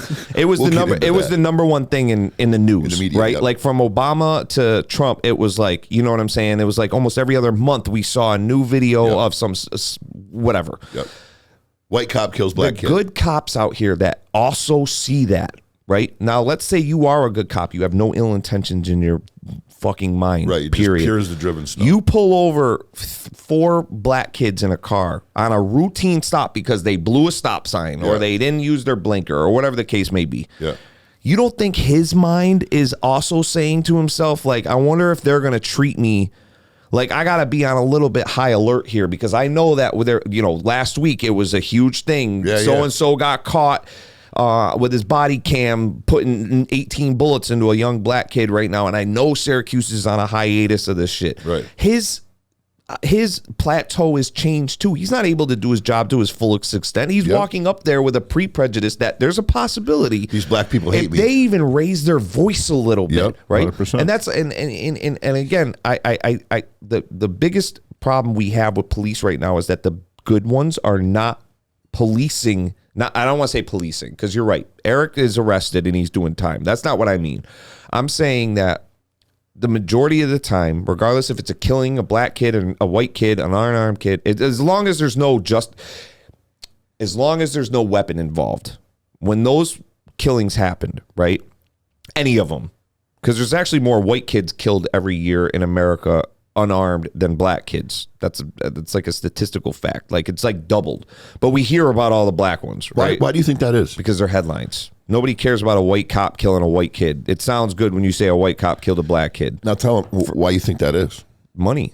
It's attention. If you, first of all, why not just put a cop killed a kid? Right. Right? Because then everybody cares. 100%. Right? Then the religions care. Then the moms care. Then the fucking every walk of life cares. A cop kills a kid that didn't have a weapon. Well, when you say a white cop killed a black kid, a lot of white people could sit back and be like, oh, here we go. Yep. They're all going to start complaining about this. All the black people are going to say like, oh, here we go. This is fucking normal. Yep. Right? Mm-hmm. And it's like, just start saying a cop killed a kid. But you know what I think you know what I think happens?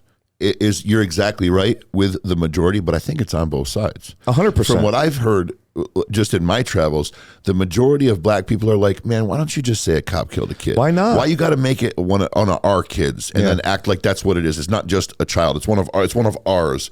And then they say, why do you have to, alienate it to be a white cop? Like, why can't it just be? And then you get to the white people and they're like, oh, Jesus Christ, here we go again. Yeah. Another murderous Satanist white person, ravages a racist tendency and kills a black kid. Oh. I think there's a very small subset of people who enjoy continuing to push the racial divide. Let me ask you something. Do you believe the KKK existed? I think you would have to be a fool to say that it all right. exist. And I'm happy you say that. There's some people that would have conspiracies about everything, right? Man, what the fuck why did they name Forrest Gump Forrest Gump? So, when I say KKK, I don't just mean the organization. I mean like white hooded, burning crosses and stuff like that. 1,000%. So, do we see them anymore like that? I think honestly, don't say I know they're there. I'm just saying on the regular. Do you see? I would say they're secluded. Yeah, I don't think we would have ever seen them where we live. Even back in the day, I think it was more like a Southern Midwest thing. Right. I am not educated on that, so if I'm wrong, I'm wrong. But I think if you're saying are they as prominent, I don't believe they're anywhere near as prominent as they once were. Is it that they're not as prominent, or they changed their uniform? Well, you know what? Well, okay. So are you about to make some inference here and conflate two things? Okay. When Just Obama, don't tell me it's a badge and a gun, please. When Obama, I'm not saying this is it. I'm just saying this is a thought. Okay. Right. When Obama was elected, okay, I think one of the best tactics our government ever did on black people was put this man in presidency, because it blinded every single one of us. Nobody gave a shit about anything that had to do with politics. We were just like, finally, we got a black president. We got one. Nobody questioned anything. I'm not nobody. African American, in large part, African American people were not questioning shit. He could have stood at the podium and said, "All right, now everybody say it with me, Heil Obama." And everybody would have been, "Oh no, he's a black man. Yes. You can trust him." Right. Heil So I'm with you. During that time period, right, when we think of what KKK members are, typically, I'm not saying all of them, but typically that organization was super right wing. They were super. When we think about America being blue and red, right? They typically you would align them with conservative, right? Yes. Yep. Right. So those people are also the people that love the Constitution. They love the idea of following the rules. Down. Well, here's my thing. Okay. While Obama was in presidency, I don't think that you would have seen a lot of these organizations out in public like that, because there was a black president, and these are the type of people that take this idea of presidency and our government so serious, right? Like whoever's up there, the country's going to listen to, and like we have to wait. The KKK quieted down because they were bowing to Obama because he made it to president? Nope. I'm saying they quieted down and re-strategized as an idea. How the hell did one of them blacks become president of my freedom? freedom land. So these 30-plus-year-old men. I did it too with the country boys, Ruben. These 20, 30-year-old plus people men, I should say, were maybe part of this organization. Again, this is just a thought. Okay. What if, while President Obama was in office for 8 years, they were training their sons, nephews, and not training, but getting them through the police academies, right? Like, not saying that they turn the police academies into a racist organization. I'm saying that, like, right now, the New York State Police, Ruben, you can look this up. There's a problem in our NYPD that there are gangs forming in the police. Okay. Where they have actual names. I can't tell you any of the names off the top of my head, but they're like registered gangs in the police, right? And these guys, where are NYPD. Where will our listeners be able to? Because people right now are saying he's out of his fucking mind. No. I'm not saying you are. I'm saying where do we let them read about it? I mean, just Google. This show is if you big on giving them the information. absolutely, if you Google NYPD officer gang, like officers gang, in gangs or whatever. There's this lady that was just, I fucking forgot her name. She looks almost like Candace. Okay. But she was talking about it, and I Googled the NYPD officers becoming gangs, and there's this list of, these people, obviously this is a projected thing, so like they're gonna have to do investigations. So my whole thing is that, like, the cops could have been the next placement for the new generation of what, I guess, I don't want to say white supremacy because they're above that. It would be like KKK organizations, whereas, like, you can't walk around with a white hood on anymore. Not in America. You're not going to be able to do that. Not unless if you're on your own little fucking town. You're not going to be able to walk in New York and anywhere down in Manhattan and walk around with that thing. Someone's going to beat you up, or it could be a white person. That's not a socially accepted. I don't think, but you got to remember, dude. Also, the KKK did not walk around with their hoods on. I know that. They did it at nighttime. Right. Covert. They're not going to do that anywhere, though. There's nowhere to get that done at. America's been. It's not like back in. Weren't you the same guy just telling me that you can drive through certain parts of the Midwest and you can't even get out of your car if you're a white guy, or there's other parts where you can't get out of your car if you're a black guy? But you don't think that there's small subset areas where there's still heavily racist people practicing doing KKK rituals at night? Yeah. Okay, so take away those very small spots. I'm saying in heavily populated areas where there's a lot of diversity, you're not going to see that, right? But what you could do, it wasn't back then either, though. There wasn't heavily populated There wasn't diversity. any fucking KKK on horses riding around New York City and Chicago and Detroit, and it was in country-ass bumpkin towns where they were throwing crosses on the only black guy in the neighborhood's front yard and burning it up. Why doesn't anybody film it anymore? Because I believe that it's not happening as much anymore. Or I'm not saying I would say there's a lot more evidence to support the fact that it's not cool to be a KKK member anymore. I think so too. I believe so too. Put a badge on instead. Turn it blue instead of white. You really think that? I don't think that that's the majority of cops, so don't take that out of context. I'm saying I'm saying you really think the KKK restructured and interwove themselves into the police system? Yes. What evidence do you? I'll believe anything. What evidence do you have to support that? Because I know you're a logic guy. It's just it's like, if you are somebody that's angry at another race and you wanted to eradicate it and make this country whole again, if it was natives, if it's against blacks, if it's against anybody that's against America at that point, right? Ask you a question. Why not get paid to do it? The logic, the statement that you made has a logical end. If you're going to do anything, you could say, if you're going to do anything, why not get paid to do it? So I think no matter who you insert as the assailant, that sentence makes sense. But other jobs though that they could do, like doctors. Why would they send their if I'm just saying, in this kind of theory, if I had wouldn't you have them be teachers to then indoctrinate more white kids to hate blacks? Why wouldn't you then because the educational system has too many loopholes and people that you have to answer to, whereas police stations, you think with the amount of affirmative action groups, the amount of police oversight agencies, the amount of people in New York, all over the country, who do they get overseen by? There's oversight committee. There's internal affairs. As time has gone on, in New York in particular, but mostly not mostly, but there's obviously a lot more in left-leaning states. The amount of legislation has increased since one Anno Domini. So every year that's gone by, they're not making less laws; they're making more. Mm-hmm. So if in the middle of the civil rights movement, they started having civil rights movements and they started doing, what's the word? Desegregating buses, desegregating schools, and the movement was then to push towards an equal society and legislation. And then, not, what I'm saying is back then there wasn't groups like Black Lives Matter. Right. Okay. And they had so like a logic statement. There was 0 Black Lives Matter. There was 100 KKK. So in What about today, Black Panthers? What's that? What about Black Panthers? Not in the beginning times of the KKK. You're talking about way back when they're riding horses. There wasn't Black Panthers riding around on horses. Okay. So what my point is, as the years go by, legislation increases, oversight increases, which is why we have Elon Musk buying Twitter saying, wait a minute, we've gotten to the point where you're censoring American voices, for Christ's sake. There's so much goddamn legislation. That's why you have such a strong conservative movement in people who support like Donald Trump and the far right-leaning MAGA Republicans, because they're going, no way, man, government is intermingled into my personal life too much. There's too much legislation. There's too much oversight.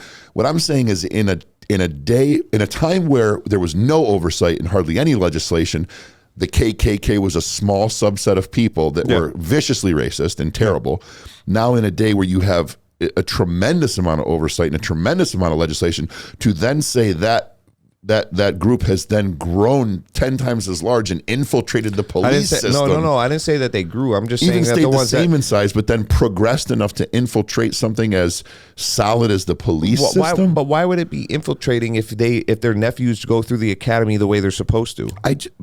Because, bro, you know how many officers today's name are now Rodriguez, Sanchez, Williams, Jackson. Again, it's really hard in New York to use it as an example because you're right. We're so like. Do I think that out in West Canaan, Texas, where they shot fucking Varsity Blues, that some country ass cops have intermingled some of their buddies who are KKK into the local township's police department, and if you drive through there and you're black, you're fucked? Absolutely, I can. We're believe not going to that. see a lot of the police. We do see police brutality here, obviously, in New York because they use excessive force, but that's usually what it is. It ends up being an excessive force situation. You don't really see like the shootings. Cops here are, I think, built different. I think that if you even want to be a New York City police officer, you have to probably be built different. At least the jump out boys, not the street, giving out citations and stuff like that. But if you get into certain units in New York, you're probably. That's why what's that movie, Third Watch? That's a good. I'm not too sure, but the troopers like the troopers for the fair, they're all fucking badasses. Yeah, they're like big boys. Every one of them is a badass, right? Yeah. So when I look at these guys, sometimes I say to myself, I'm like, you should have been either this or military or something. Like you're meant for that, right? By the way, just so you guys know, Nate served very proudly in the United States Army, so we appreciate you for that. Always recognize that. So thank you. Yeah, don't let me get into that. Well, that's a whole nother. But man, you did the time, right? No, yeah. The same way that I walk into a group of brothers and they know I have a DIN number, they treat me differently. Okay. And I think that if you want to better this world, and your idea growing up as a kid is a genuine heart, I want to serve my community. I want to be a part of America's protection. That's what you do. You join the Army. Yeah. And I look at in 2020 era. If I'm 10, 15 years old and I'm thinking I want to be a cop, with all the only examples I've had has been pretty much like, they never headline good stories, right? Well, every once in a while you'll see a cop save somebody and they make it like a big deal, right? But most of the stories that in the last 10 years have been bad stories, right? Even if that's not the majority representation of police. Okay. Your examples as a kid seeing it, like what would make you want to be a cop? You're underpaid, right? It's not for the job title. It is. The same reason that made me want to be a cop as a kid. You watch an episode of Miami Vice or CSI or right, and you see detectives, and you say to yourself like, "Oh, I want to do that," but that's not being a cop, right? Like nobody says, "Oh, I want to be a Syracuse police officer so I could pull people over and give them fucking tint tickets." Well, no one ever says that. I don't think they ever have. The only reason you'd want to be a cop is one day, man, you want to instill your fucking power onto somebody. Or be God with a gun. Yeah, be God with a gun, whatever the case may be.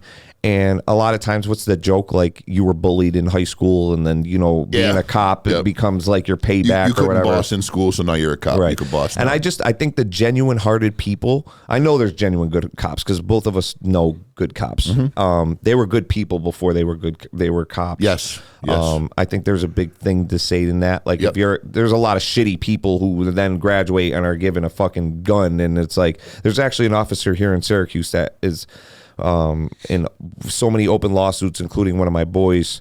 I mean, he even fits he looks in the mirror and he's like, how can I look the stereotype? You know what I'm saying? Like literally he says that, like in court. I saw this guy. I'm like, it's so funny you guys judge my boy by his cover. It's like, I'm not saying he is, but like if you could draw a racist, like he fucking what's a racist look like? If I had to draw one, it would be like Walter White from fucking Breaking Bad. You know, like bald fucking goatee. Goatee is a go-to. Okay. For if you're gonna have any facial hair, it's always a goatee, nothing else. Okay, right? just a goatee. Bald is usually a big thing. Bald white guy is.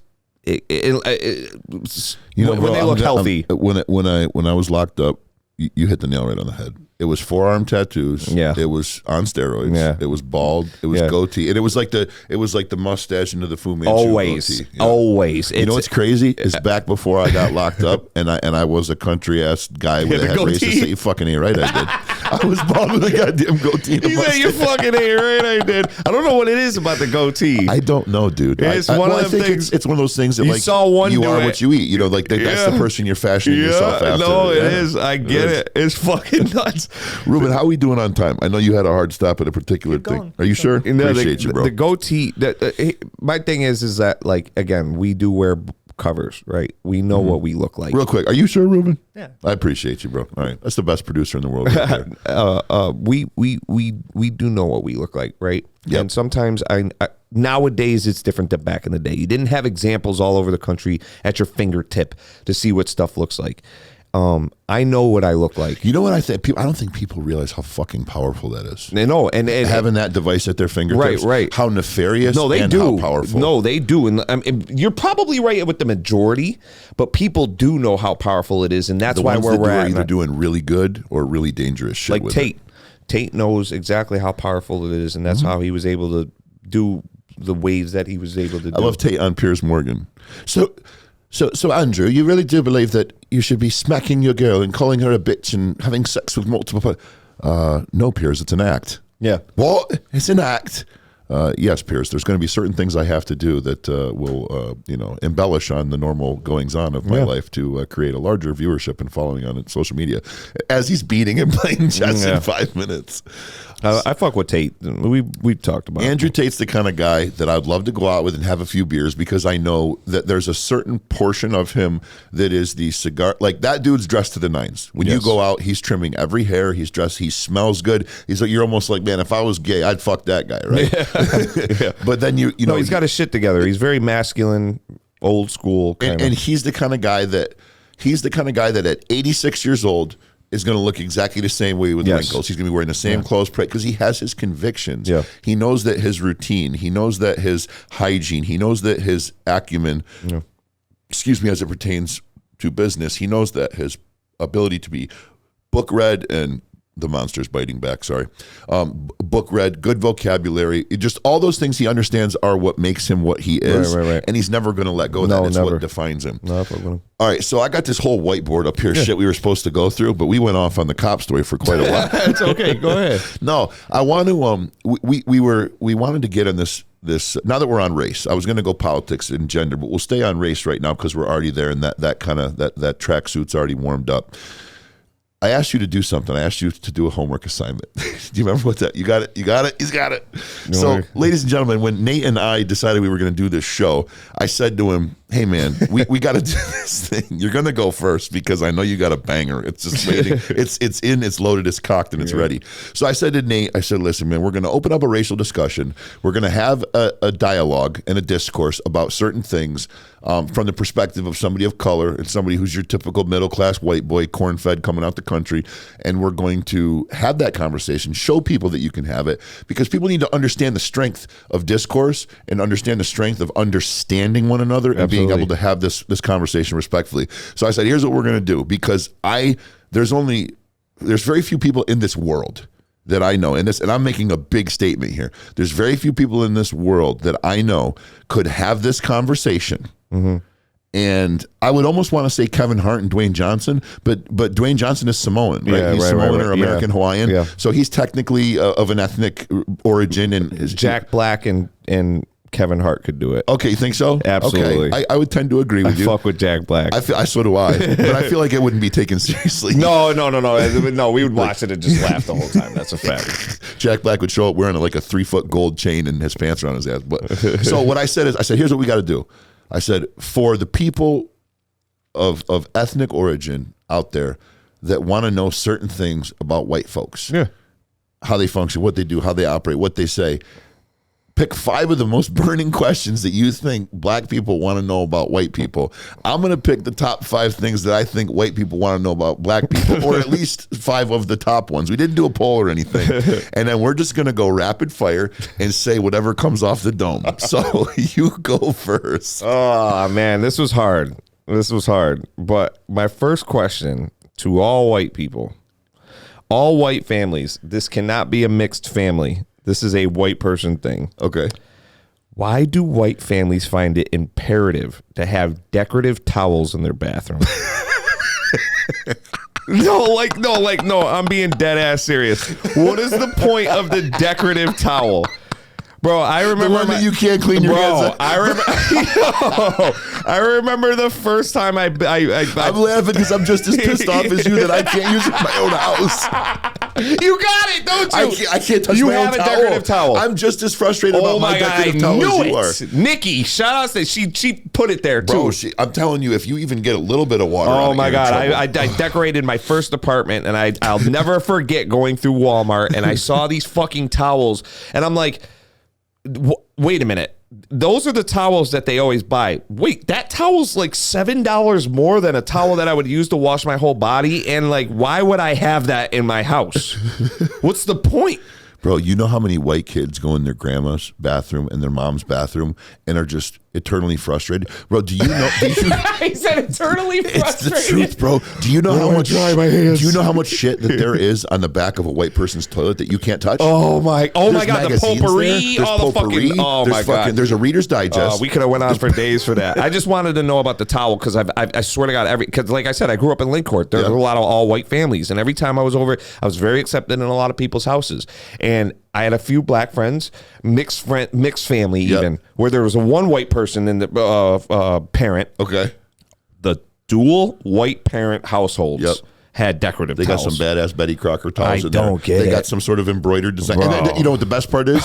They change them with the seasons. They do. You got pumpkins on it on Halloween. They do. They so do. It goes in the decorative box in the it's in the box in the basement right by the furnace. Man, that you can't if someone touch could until next DM year. me or put it in the comments and help me. I'm going to tell you what it is. Okay, I'm going to tell you what it is. It's the obsession, and it came from, I think, like the baby boomer era, where it goes along with a term that we have in white families called keeping up with the Joneses. Okay. Oh yeah. And what okay. it is you go over to Tom and Susie Williams' house. And, they got the white picket fence, and Tom's got the newest GM automobile. And when you go inside, they have the plush carpet, and you don't have Berber because that's just unspeakable. But if you go in the bathroom, Nate, there's a nice embroidered towel. Always. Mrs. Johnson has it there folded neatly over, and you don't use this to wash your hands. Because that's not why they made it. There's paper towels there for that. Yeah, bro. It frustrates the shit. All white kids go out and play, and it's like, Tommy, wash up for dinner. Okay, Mom. We went upstairs, we wipe our hands off, we wash it, then we go,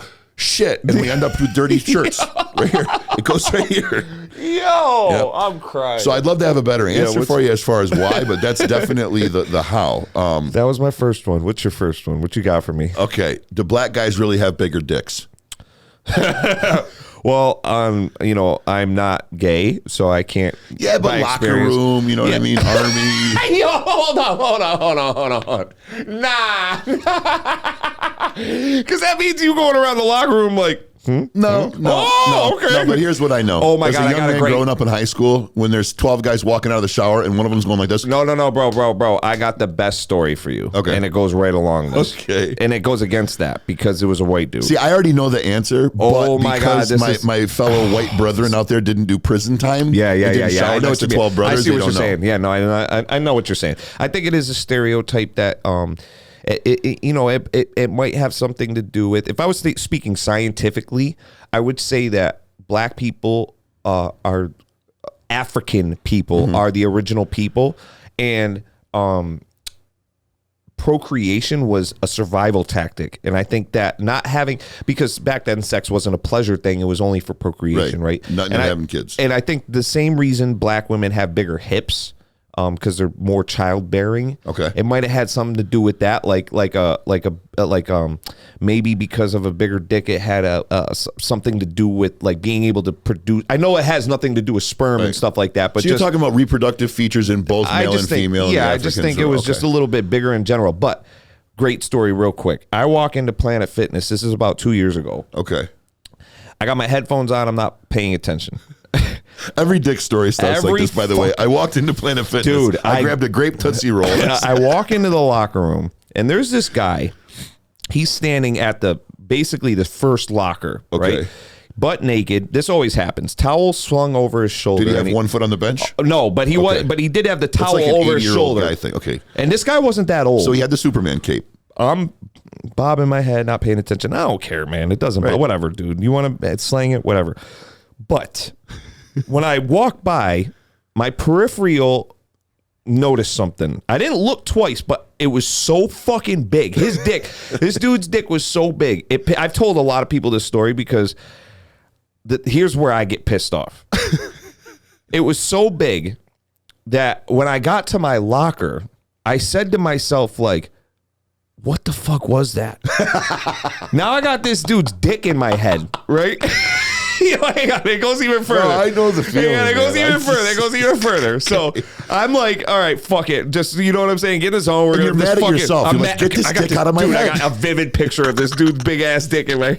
It's bothering me. So I go to work We said we were going to come talk about all the things that no one else would talk about. Every guy feels this way. I go out there and then I start lifting, and I see this guy. He must have just gotten there too, and was just taking mad long to get ready. I thought maybe he was on his way. Paper stuffed on his No, sweatpants. he had biker shorts on, and all I could think. This is where I got pissed. All I could think of is, where'd it go? Where the fuck did it go? Why is it hanging out the bottom? You're looking at his ass crack. Like, how did he put it in? I'm like, yo, your dick was so unnecessarily big and now in my brain that I'm now concerned on, like, where did you do with it? And why isn't it hanging out? Why am I thinking about your dick? So, like, I don't know too many other people's dick size, but that dude at Planet Fitness was a white male, and my man was packing heat. Okay. And it pisses me off because even right now, all I'm thinking about is, like, why was it so big? Now, were you like, hey, I'm the black dude. I'm supposed to have the big dick? No, I mean, here? I'm packing too, but like, I'm just like, I'm thinking in my head, like, bro, where did it go? Right. You were wearing short shorts, and I don't think he had, like, I wear compression shorts. Yeah, you didn't have no bike shorts I don't think he had that. Yeah. I'm like, bro, did you tuck it up in there? Or like, what? Am I up? So I just want to just go off. No, just go off of that. So as far as the answer to the question is concerned, what you're saying is you I think it's a genetic, just a need. In my experience, here's what it is. Like I've been blessed myself, but when I went into prison and I was as a white man, I was the minority in the shower. Okay, and when you're in shock camp, all my shock guys out there know that you get a minute and a half. I think it is. It's very militant. It's like, get in there, get wet, get the fuck out. Yep. It is what it is. So you got dicks swinging around, spinning, flopping. There's fucking dicks everywhere. It's just a nightmare for a heterosexual male. Contrapositive. I think for even a gay man, it would be a nightmare. It might be exciting at first, and I'm like, it's too much. Wrong environment. So I could say this.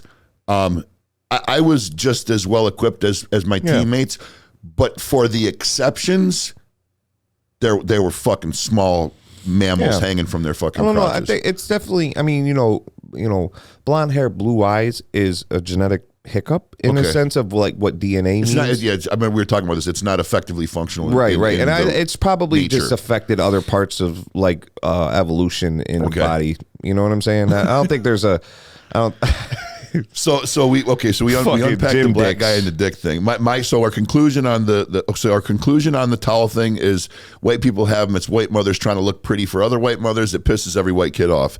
Black guys have bigger dicks, not necessarily, but when they do, they're way bigger. Except for that one guy that Nate met at Planet Fitness and the Europe. All right, we hear this all the time in black people. Okay, but why is it that with white people we never hear you talk about your cousins? I think because you haven't been to Cato. Because You know what I mean, Because I though? got like 6 cousins out there. No, man. but you know what I mean, though. Like every black guy I've ever talked to, it's Yeah. like, oh yeah, that's my that's cousin. my That's my cousin. cousin. Yeah, That's my yeah. cousin. Oh, yo, my cousin could do that. Yo, Yep. matter of fact, you need something? Yo, hit my cousin. Yep. I don't know if I've ever heard any of my white friends ever talk about their cousins. That's okay. So I can understand it. It's definitely not as prevalent because when I was locked up, I'd be up on 8 Gallery in Elmira and be like, "Hey, yo, cuz, yo, that's my cousin Raekwon, man. He down there, man. He from the Q's. Yo, he can come up here. Get him up here. That's okay, my nephew. Over That's here, my- yeah, that's nephew my- and cousin. yeah. Yep. What up, Neff? What up, cuz? Yeah. What up, Unc? Yeah, if you're older, a little bit older than the guy. 100%. Yeah. So I think honestly, man, it's just the because I think maybe it probably has something to do maybe more with inner city families. Maybe that the family stayed closer together. I don't know. You know, 'Cause I know I asked we the have question, cousins. and I think I have an answer to. I think it's probably to what you just said.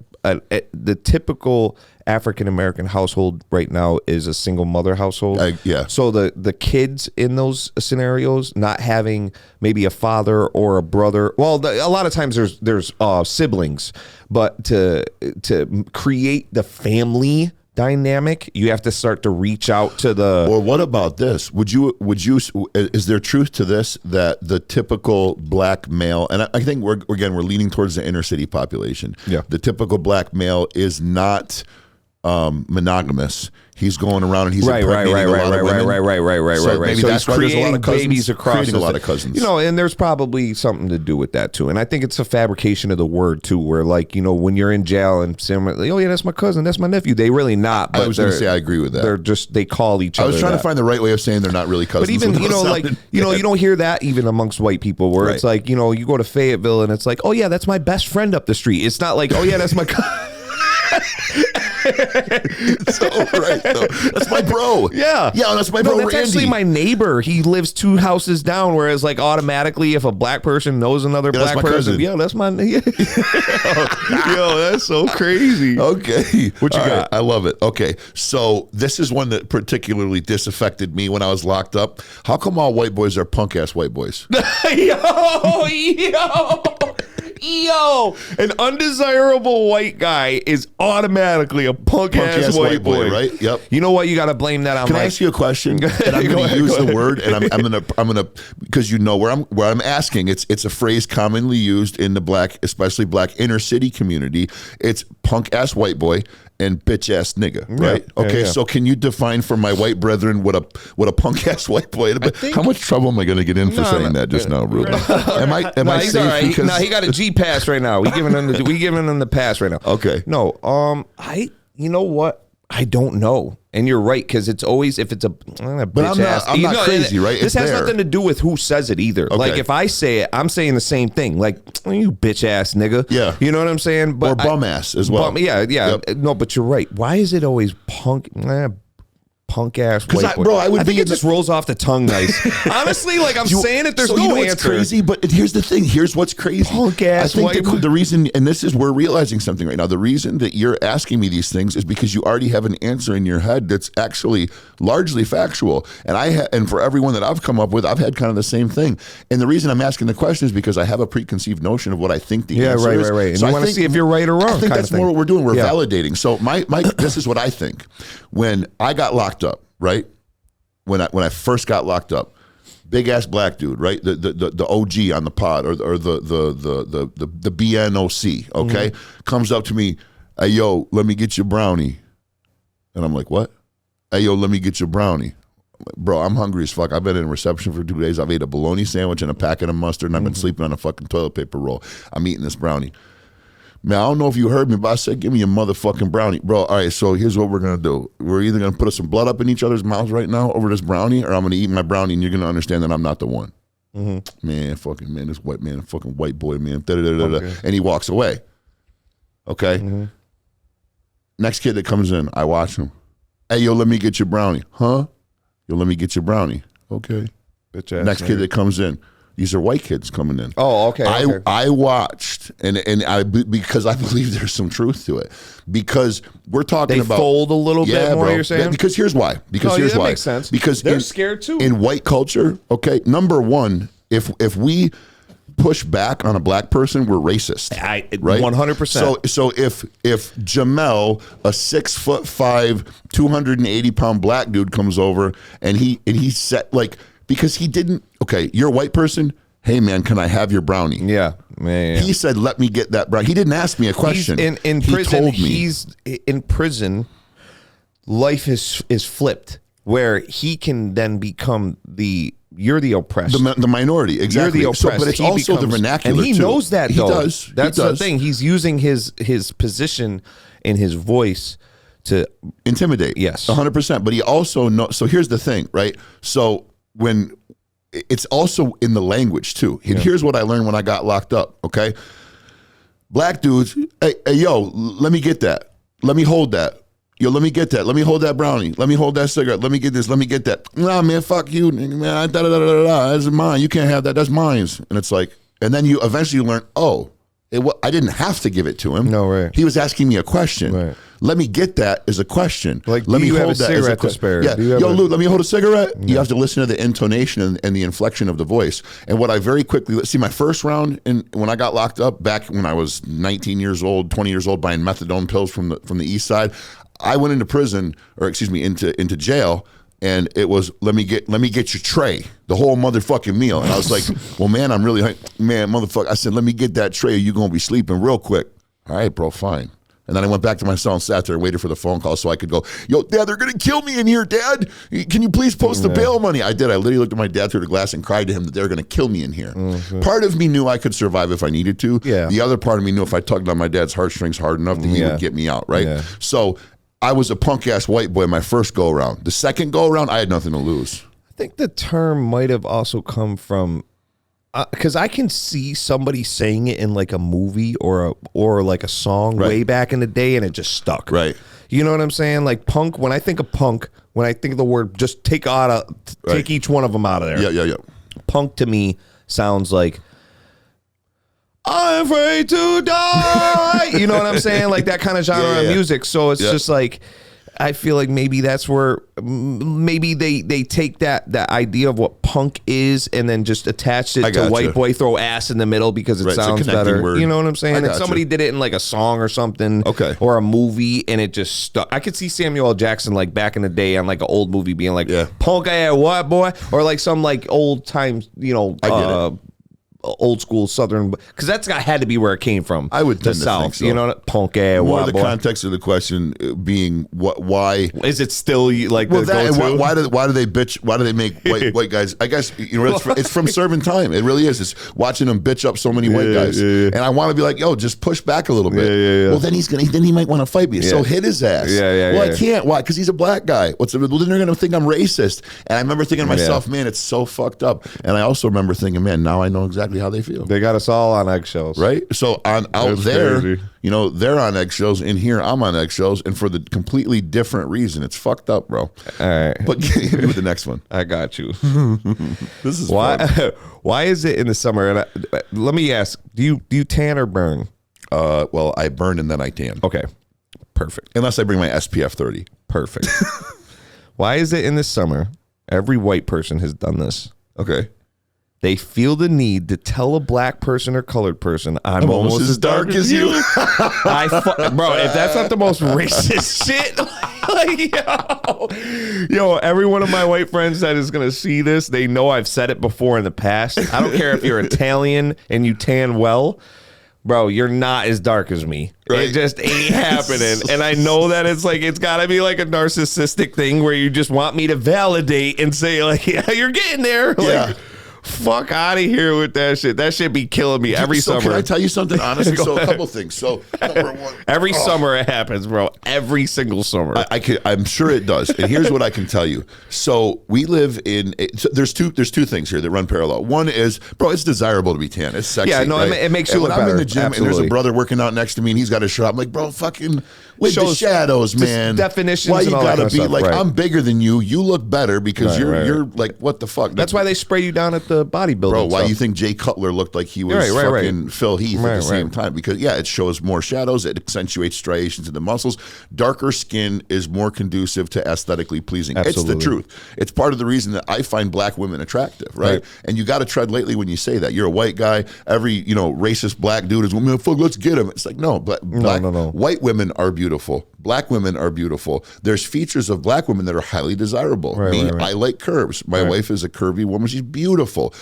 My wife, if you had to compare body types, would be closer probably to what a traditional black girl would look like. I hope I don't offend her by saying that. Not what I mean is I'm showing that my wife is excessively curvy in the lady places. She's big busted. She's got wide hips. She's got a beautiful rear end. Anybody tries to look at it, I'll kill you. But we're going to stop there. Throw a disclaimer out there. Word to me. That didn't give you permission. Yeah, right. Don't go searching. Just take my fucking word for it. Word exactly. But they're like you said earlier. Childbearing features. Highly desirable. Right. Black men are very genetically gifted in physique. Even athletics. When they're really skinny, like you go to the basketball court, you see two black kids, but you see a black and a white dude that are super skinny with their shirts off. For whatever reason, from a distance, the black guy looks like he has a little bit of a chest. 100%. It could be flat as fuck, but for whatever 100%. reason is that you little see bit triceps, you see a little chest. It's traditionally I got to speak for every white guy and be like, when you're at the beach, you're jealous. Even the skinny black guy that never works out, you just watched him eat Doritos, he looks like he's jerk shredded off, and smoke a Dutch, and he looks like fucking Phil Heath got put in a dryer for an hour. And listen, chat, just know I agree with him and I understand. That doesn't give you, don't be telling me in this summer, hey, Nate, I'm getting there. You get a bunch of people sending you pictures of their forearms. I'm gonna shut that shit down. Like, so ready? I get darker too, motherfucker. What are you talking about? I was gonna say another thing too. When I said there's two things that run parallel, we live in a society where black culture, maybe it's black inner city culture, maybe it's hip hop. There you go. I hope I didn't disrespect anybody by conflating the two, because I mean it as sincerely as possible. The hip hop culture is glorified, right? 100%. Biggest influence Red in the Bottoms, Gucci, Fendi, everything Balenciaga, everything. It is, man. So like let me put it this way. I'll tell you a quick short story. All right. When I was locked up in county jail, there was a group of dudes, okay? And I don't really want to give names because I'm not sure how each one of them would take it, but they were all black dudes.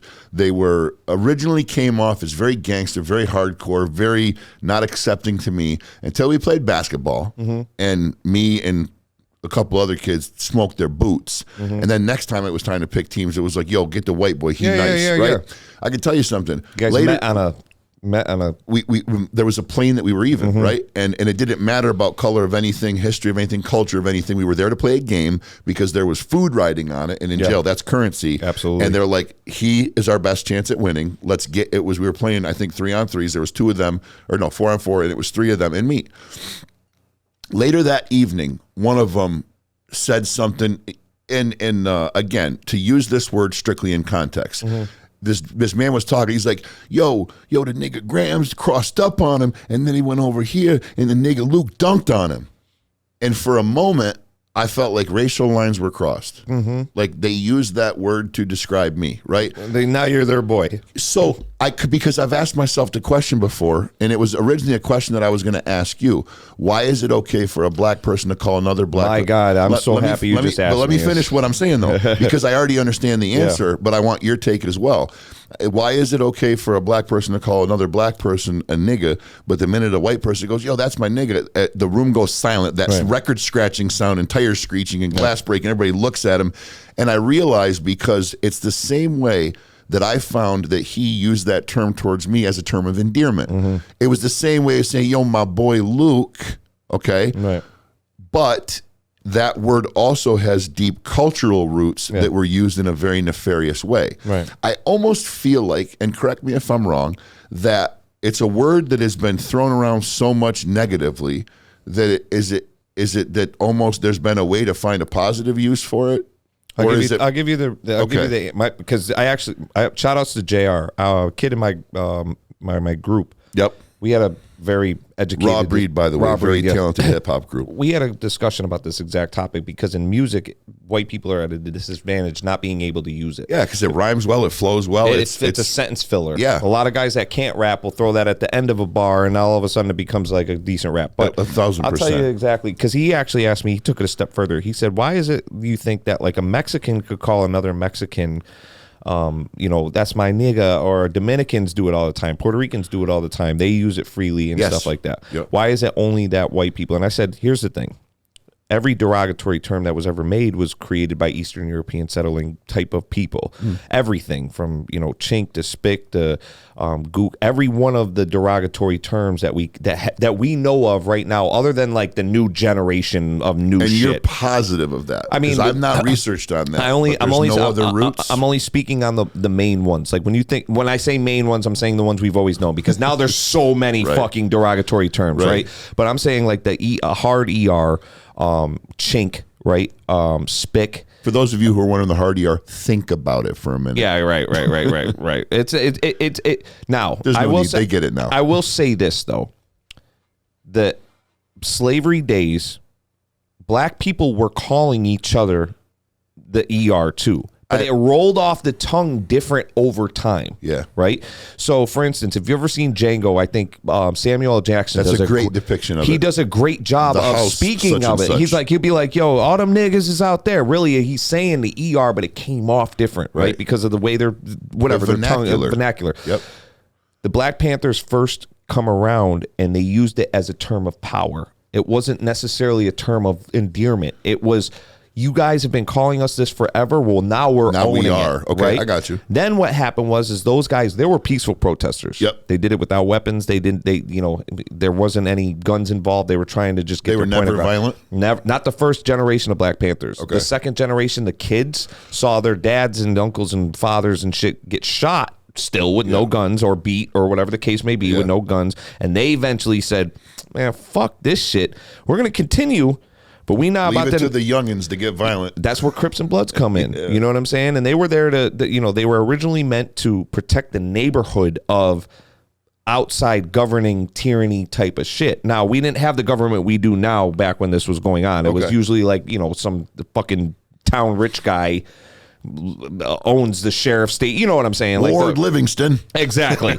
And those dudes could usually just come into your neighborhood and almost instill whatever they wanted to, and these young kids then eventually, and then the word started to grow, I think, as a not a term of endearment. I think NWA had a lot to do with it. Hip hop blew it up. Yep. I mean, they made it so that now it's not just a word of endearment. Now that it's not just a word of empowerment. Now it's a fad. Yeah. Right. Just like saying, dude. It's a fad. It's almost like a whatever. And I wish my vocabulary were stronger, but a word used to tie other thoughts together. Dude. Yeah. Where's that word? What does that mean? Bro, dude, you're right. It's the same thing, right. And it's not. It's the same way we say, bro, get the fuck over here, bro. Right, bro. Or like, stop, man, what's up, bro? Yep. It's the same thing. Somebody did it in a song one day. Your NWA was a very big part because they were the first radio gangster people like that, and they were the first ones to title themselves as such. Niggas with attitude. Right. That's what we are. Right. It's our damn name. No, right. Absolutely. I think that it's just a matter of people holding on to the origin on who made it and why they made it. Okay. And not accepting that it's 9 out of 10 times white people aren't saying it right. That's another problem. Because I do know some white boys that grew up in that area, and it comes off their tongue naturally. Right. I got you laughing downstairs when I was talking my jail talk. When they say it sometimes, like my boy Yosh, shout out to Yosh, he's white as fuck. Right. Blonde hair, blue eyes. But he grew up on the west side, right? He's been around it his whole time. When he says it, you almost don't even notice. So Nate, then can we say that it is a color and can also be a culture thing? Yes. I'm not saying it becomes okay. I think it's a cultural thing more than color thing with the word. Okay. With the word. I agree with you wholeheartedly. On surface, it kind of sounds weird. You're like, Right. you're telling me that it has nothing to do with having black skin. No, because there's Candace Owens has never said it. Perfect example. Ruben, do you guys use the term freely in your household? No. I've never once used the term. And Never once used it? Is it frowned upon in your household? Yeah. Very much so. Candace Owens is dark as fuck. She's never said it. Guarantee it. Right. You know what I'm Right. saying? Like it's So just, it's a culture thing. It's 100% a culture thing. Okay. She also probably doesn't listen to hip hop. You don't think so? I don't think so. If she does, it's like Beyonce. Do you and think I she don't even dances think like this? Absolutely, she can't dance. No, 100%. She has no twerking in her. She does the. You guys ever seen Bob's Burger? You guys ever seen Bob's Burger? You know Tina. She goes like this, like this. She does the Elaine from shoulders. Seinfeld. It's all shoulders, no hips. I'm up. I think I'm up. Oh my lord, bro! I couldn't agree with you more. I love Candace Owens to death, but she's not twerking. No, she's not twerking. No, she's not twerking. So whose turn is I it? think it's my turn. Hit me. All right. We've all heard of the stereotype white people using salt and pepper and calling it seasoning. Okay. Right? It's an You've ongoing, all heard of it. No, it's I've it's an ongoing joke. Like salt and pepper is what like a white girl uses to season her chicken. Well, right? I promise you, there's no white family was going. Salt and pepper is what we use to season our stuff. Like, No, it's, no. it's how the black people Yeah, view. yeah. I get you. I Yeah, get you. we are- the same reason we're going. How come all these black people put hot sauce on everything? Exactly. But that's not my question though. Okay. My question is what the fuck is a pinch of salt? Right? It's exactly what And it is. what is that accomplishing? Okay, so it's accomplishing nothing, okay, other than, so to your point, there's not an abundance of seasoning in white cooking. So when little Susie Williams had to give her recipe, it was like when she was giving you her chocolate chip cookie recipe, it was eggs, flour, chocolate chips, yeast, whatever, and then it was like, A pinch of salt. shit, man, this looks pretty fucking boring. I got to somehow make this mine. This is the same white person's recipe for chocolate chip cookies that's been flowing around the neighborhood for the past 16 years. There's no way I can tell them this is my Pinch pinch of salt and a dash of cinnamon. A dash. That's the other one. Pinch of dash. Yep. What did that do? Accomplish one cookie? It gave you 2 more lines on the index card because white people, we put our recipes on index you cards. do. You go to an old white lady's You house. do. You go. She's got that little plastic thing that Oh, pops yeah. open. Oh, and there's yeah. like a Rolodex of Organized. recipes. And I tell you what, man, there's some bangers in there though. I'm not saying they can't cook, but To an extent, I've had some good like. I think it's a mixed. I think it's always what I've always heard. This is any examples I can think of. It's always a black dude dating a white girl. I'm paying a horrible disrespect to a lot of mother-in-laws. No, there is some really good food in the white community, and it's 100%. It's the European recipes that have come over. 100%. Yeah. And Italy's affected a lot of that. Northern Africa's infected a lot of that. But in America, I would say this is a Western thing. Okay. Because you're right. I doubt that they cook like that over there. I think it's a westernized American thing where it's like you got this white girl that's trying to cook for her man. Yes. She And can't figure it out. She's like, I'm just gonna add a dash pinch of of salt. salt. What the fuck? Okay, so we tackled that one. This is a big one. Got you. Why do black dudes sag their pants, Nate? Why is there a bunch of asses hanging around the mall? Because it was. I mean, that's an easy one. It was sold. Okay. That started in jail. As a way of I thought it was a way to identify that you want your ass taken. If yeah, you were in jail. Okay. In jail. I'm saying that's So for the layman, if you are in jail and you desire somebody to or you're already. I think it's already you're already a owned. homosexual or you're already owned by somebody or you want to advertise your ass as out for sag the your taking. You show your ass and you're not allowed to show your ass because it's obviously against the rules. And of that the jail, happened before hip hop blew up. Okay. And so me knowing that, not to interrupt you, but Yeah. this is the reason for the question. This is the precursor. So I know that because I've done prison time. There's also enough people that have watched The Wire and CSI and read books. Yeah. They know that was the origin of it. So Why the do we question is still do then, it? why are you glorifying what used to be here? Take my ass and put a dick in it with a fashion statement. Because the celebrities do it. That's an easy answer. I mean, but you understand why our minds then go crazy. No, Like, we're all. I mean, for the majority, kids are just so it's like Jay-Z did it, so I'm going to do it. they're copycats. Okay. Everybody sees I something. can fuck with that. That's all it is. That's the truest and most Marshawn real Lynch answer. is probably the farthest thing from gay, and he walks into his fucking. They have a dress code in the NFL. He doesn't give a fuck. He literally purposely wears like a backwards hat, a tank top, sags his pants with because he just doesn't listen to their rules on purpose. Yeah. And when a kid sees that, they're like, "Oh, okay." Well, So that's kind of, I don't want to say that's my point because that's not the point of what I was saying. But you want to talk about a frustration of a white guy towards like the glorification of that. I feel like there's so many situations where leaders of the black community glorify defiance. 100%. They didn't know that. They didn't know they were doing that. So You don't think that Marshawn Lynch made it obvious that he was saying "fuck the man"? I'm not going to do what I'm told. No. He knows that part, but he's not seeing it as like a 13-year-old's going to absorb and do the same thing in his world. He's. So how do you, as a professional athlete, getting paid $20 million a year to play ball, how do you not know that you're going to have an effect on a young kid? Probably because you didn't see it in your own community affect. Like Marshawn comes from an area. No, and just so you know, no disrespect, Marshawn Lynch. I don't know the man. Never met him. He's got to be a tremendous athlete to do what he does. I'm asking the question strictly in the context of the question. No, it could have been Willy Wonka. Right. No, I know what you mean. Okay. I know what you mean. I think like somebody like Marshawn, and a lot of times these guys in these situations come from where that's all they see to begin with, right? Is sagging pants, right?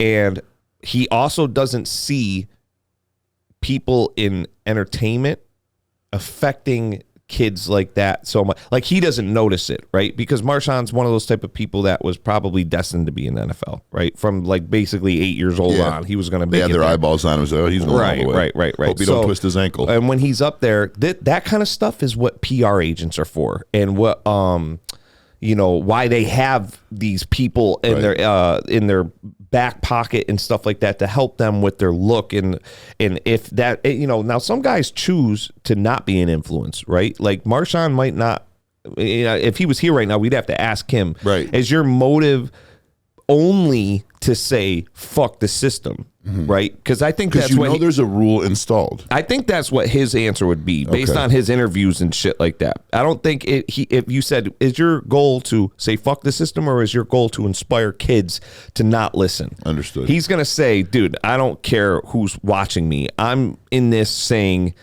fuck the system, right? Whereas like a lot of celebrities don't take that responsibility, knowing that some do. Some take that over the top, right? Like LeBron's been an outstanding citizen since he's come into the league. For a guy to be 20 years deep in the spotlight and not have one scandal, like that's unbelievable. You know what I'm saying? He hasn't cheated on his wife. He has a beautiful family. His kids are not drug addicts or fucking...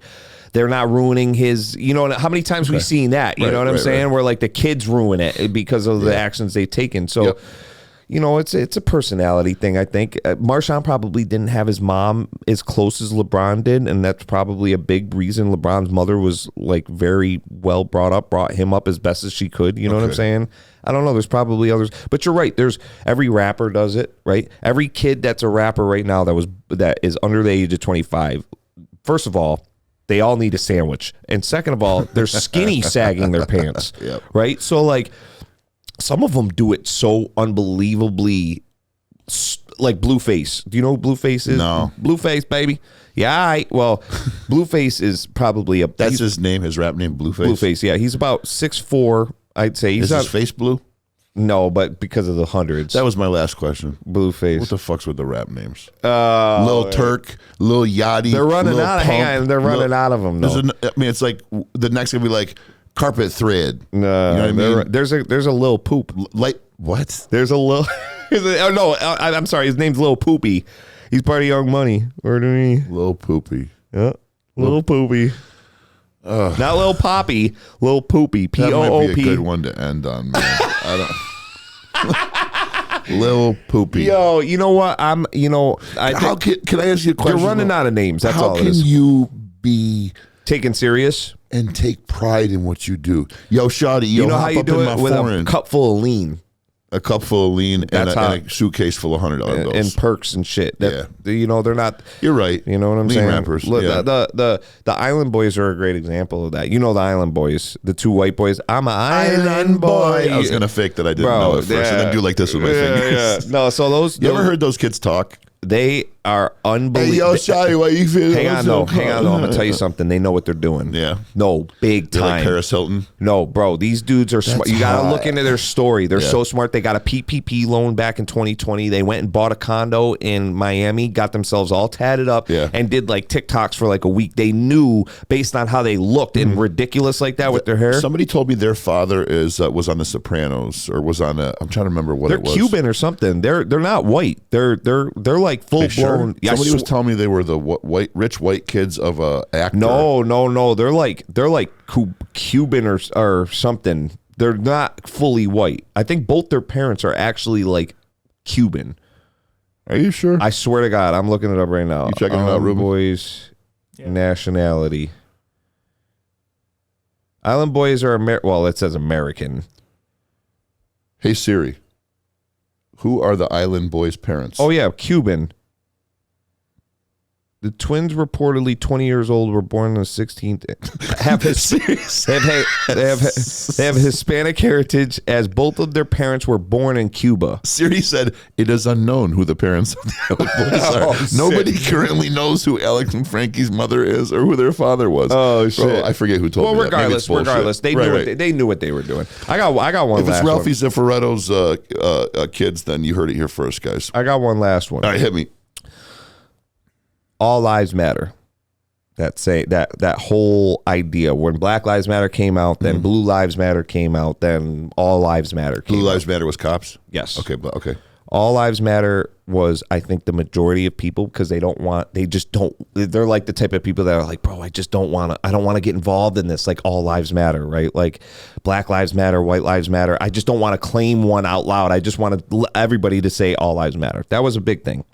But I heard it from majority of white people. I didn't really hear it. Like, black people were saying Black Lives Matter, and a lot of conservatives were saying Blue Lives Matter, whatever. Okay. So all lives matter. So with complete honesty, Yeah. I would love to understand. You're never going to get anything but that from me. Do you truly believe that every life matters?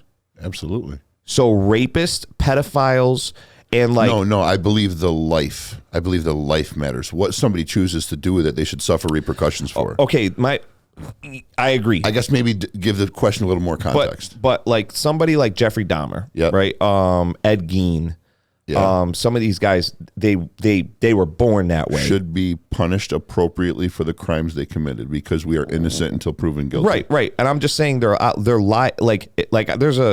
a red flagged child sex offender in my neighborhood. He's on like the family watchdog thing or whatever. Yep. And my thing is like, I'm not saying we kill him. Right. I'm not saying eye for eye. Okay. I'm just saying if he was to disappear right now, right, and go away completely, would anything like get worse? I think it's a very broad question. Obviously, It we can't sounds go like around- It's trying to like. I'm just funnel saying me not- into a particular I just answer. feel like there's so Do many- I think he has as much societal credibility and worth as another person? Absolutely not. So like Hulk Hogan's wife, right? She's Okay. never done anything to give back to society, taxes. She's never done anything in Okay. this planet. The only reason we even know who she is is she's because she Hulk was Hogan's Hulk wife. Hogan's wife. Yep. She just doesn't matter. She doesn't matter. She like there are some people who If you saw her falling down a hill and she was just about to go over the cusp into a ravine that was full of water that you knew she couldn't get out of and she would certainly die, would you grab her hand and try to pull her out? are we saying this knowing that I know who she is? Or just Either a random one. person? Either one. You know who she is, Well- you don't know who she is. Does it make a difference who she is if you save her or not? I think so. To me, it would. If you've already, if I know that there's nothing you do, but you ruined two people's lives in your own family. I mean, it didn't matter to me, but I'm just saying, like in the sense of like, based on what information? Do you know Hulk and his wife personally? I mean, they made a whole TV show about their I divorce. understand that, but you just told me the Island Boys aren't really who they portray themselves to be. They do it for the money. They admitted it though.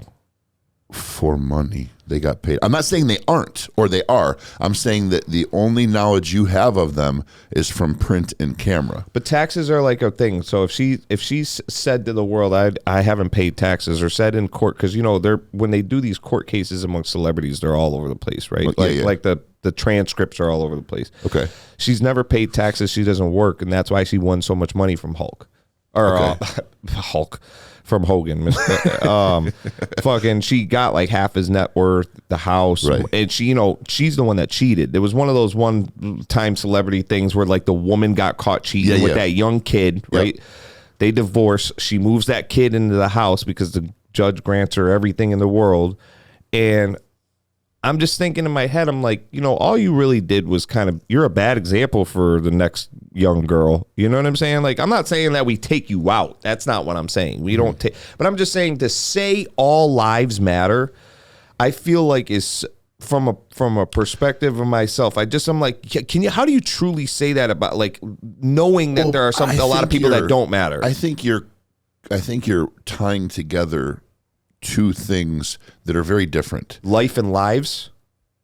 No, because race. Because you started talking about the Black Lives Matter movement. Oh, I was only saying where it stemmed from. I'm only saying like all lives matters. It only came out because people didn't want to claim. So then what you're asking me has nothing to do with Black Lives Matter? No. Saying in general. Saying all lives matter, you can't say that and truly mean it, in my opinion. But I mean, it is what it is. Well, that's an opinion. And if you're asking me my opinion is I know there are people that are absolute pieces of shit. Okay? And I know that when I was 28 years old, if you knew me then, you wouldn't grab my hand and pull me out of the ravine. Right. Today you would. Right. So I am a proponent and I'm the same cheerleader for second chances. So to say that somebody doesn't matter, I think that you have to measure somebody. If we're measuring somebody, you measure them on their potential, and I'm very big on that. And I think that is the one, because people will say to me, how can you be so forgiving of people? How can you be so understanding of people? How can you that guy's a fucking asshole. He did this, he did that. How can you forgive him? Because I believe everybody has the potential to change and bend to an upward trajectory. Now, I think that some people are inherently very bad people.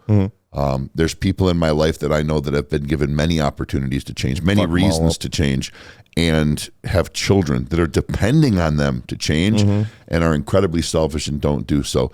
But if they're falling in a ravine and I'm capable of saving their lives, I'm still going to do it because they have a purpose if they have children. Well, one reason and one reason alone. There's other people tied to them that are innocent. That's what I'm saying. My thing maybe is it's the mother. Maybe it's the mother who he's their baby. If a man 40 years old rapes a 5-year-old kid, right, and doesn't kill him, rapes him, I'll let him go. And you're also probably causing the next rapist. The statistics. Take the flower of a child, I'll let you go. That's one where I will walk away from my argument. Anybody that takes the innocence of a child, those were my two examples in there. The rapist and like when I hear someone say all lives matter, simply because you're stuck in a situation where you feel like you can't not side but at least say one of the other ones. And I think that's an unfair judgment of them in the context of those words, because what you're doing is you're saying Black Lives Matter, and they're going, hey, I don't. When they say all lives matter, they're saying the same thing as I don't want to take part in this. Yeah. I have a mixtape called It was one of my first mixtapes called All Lives Don't Matter. Okay. And my whole point is that like it's just that not every single life right now matters. At our beginning it did, because we all were part of survival. We were all part of making sure the Mother Nature continued doing what she was doing, that our tribes were like way back, you go probably way back before there's documentation of us, like everybody in those situations mattered. Like the community, the elders mattered because they were fucking wise, and the ones built the roofs, the one made the fire. Everybody mattered, and it's not the case anymore. Like they always talk about we're overpopulated and stuff like that, which how do you I'm not saying that you take measures on that. I'm just saying that, like, to say all lives matter, I'd rather you just not say anything than say all lives matter. And I would agree with you, and I think people would then say, I would rather you didn't say Black Lives Matter. Yeah, no, and I think that, no, facts. The Black Lives Matter movement not because they don't. No, it was a joke. It was a joke from the rip, and it was meant to be a joke from the rip. But I don't think it was meant to be a joke. Black from the people's rip, man. argument wasn't meant to be a joke. The slogan was meant to be a fucking joke because it was owned by a lady that wasn't fully. I mean, she's never been. Did you fully, ever watch Candace's documentary on Black Lives Matter? Listen, her and Kanye have made a lot of great Did you watch the documentary? No, I don't really. Until you do, because everything that she brings for, and I'm not championing it. No, I know. I'm a fan of knowledge. I'll watch the Young Turks documentary. I'll watch Whoopi Goldberg's documentary, Ellen DeGeneres, Tucker Carlson, Don Lemon. I'll watch everybody's because within a documentary is facts and information, and I then use those to draw my own conclusion. Yeah. And I know this, and it's my biggest argument and difficulty that I have with the progressive leftist ideology, with the progressive gender ideology, with the progressive white shaming systemic racism ideology is the following. Anytime I converse with somebody who follows that logic or that school of thought, when I then ask them questions based on facts and they say, well, you're just going to have to trust me on that. Or, well, I get what you're saying, but that's not, there's never no one's, let me put it this way. I'm governed by facts and logic. Okay. Mm-hmm. Where I come from is a place of fact and logic. The people that I've debated with on those ends are never able to fight the emotion. Facts or the law. It's all emotion. Right. And I understand it, and it's well-founded, and it needs to be addressed. But it's not addressed by extremist ideas. I think the whole thing would have changed. Words are sometimes so important that I feel like if it had just said Black Lives Matter 2, T-O-O, that's what it meant, or at least it was supposed to mean. I think it should have been, hey, could you give us a hand, please? Yeah, like it was, somebody said a great analogy. Or please pay attention. They said, imagine the last 400 years of America as a game of Monopoly. Okay. Right? And for the first 300 years, which we would call slavery, right? The first 300 years of playing, I hope that's chronologically correct because I don't know. I'm assuming it is. This lady just used these numbers. Sure. She said, the first 300 years, every year is a round in Monopoly. Sure. And for those 300 years, we were not allowed to play, right? But the other side was playing the whole time, stacking up their money, building up land ownership, building up all this kind of stuff, right? And then for 50 years, which we'll call for the next 50 rounds, we'll call the time period between abolishing the Emancipation Proclamation to about like right around after the Great Depression. Okay. Right? Where we were freed, but not necessarily with segregation and all this kind of shit. Sure. Not equal opportunity, nothing. So for those 50 rounds, we got to play each round. But every time we even made a jump towards, oh man, I just won this piece of property, the other side was able to say, no, we want those places too. It's like playing. It's like playing the I Win kid from Big Daddy. No matter what you do, I win. Give me that one. Give me that one too. So now we're gaining knowledge on how to play because we're allowed to play. But every time we make like Black Wall Street, you had a black community that was thriving, and all of a sudden you run it over and build Central Park. So like there's the next 50 rounds, which is wait, what? Central Park used to be a neighborhood. Okay. That's another Black Wall Street. That's what they called it, Black Wall Street. It was a small black neighborhood of affluent black families. Yeah, engineers, some architects and stuff like that, and it was a small community. Okay, I'm not educated on that. No, I need to educate myself. This is before what we know as Manhattan now. But they came through, burned it down, put Central Park. Literally burned it down. The same thing as in Oklahoma. Where was it? Oklahoma. It was actually the second one because Oklahoma happened first. So affluent black neighborhoods were popping up and starting to have some impact, and then they just got rid of them. Got rid of them and put Central Park there. Who did? The government? I can't say if it was like a government institute. I mean, it's easy to say government. It makes me wonder whoever was in power at the time. Whoever was in power. Because it could be government or whoever had money. Exactly. You know what I'm saying? Like, no. I don't always say government because it's tough, like to say just government. Right. Like that could have been. It could have Because been today it could be just government, but it's not. it could be the whoever government. owns the real estate there. Or You know whoever what I'm owns saying? the media, whoever owns the real estate, Right, whoever right, owns the right, biotech company. right. Right, I'm with you. So for those next 50 rounds, after we're able to play a little bit, but getting everything taken away, Yep. now we're in the same spot, right? We're talking about nowadays from Okay. like the 80s Sure. and on, right? Yep. You want us to play and catch up. It's like, come on, catch up. You got free. Not saying you. I'm saying our opponent, right? Who's your opponent? You would want to say, like, I guess in this scenario, you would want to say this the founding fathers and those who But they're descend not from them. still alive. No, those who descend. Because I descend from them, but I don't relate to them. I understand what you're Okay. saying. I'm saying that the first 300 years, none of those people are alive, right? Right. So, like, it's generational stuff. Like, if I was on the other side and I'm not on the side that can't play, and I'm able to build up, like, if I'm able to build up any type of generational anything from ownership of a patent to ownership of land. I see where you're going with this, and I want to tell you, I can already give you what my response is going to be. Correct me if I'm wrong, because I don't ever want to interrupt, but I know we're getting short on time, and I want your point to be made. I believe the general idea is that white people had 300 years to play Monopoly and build this pile.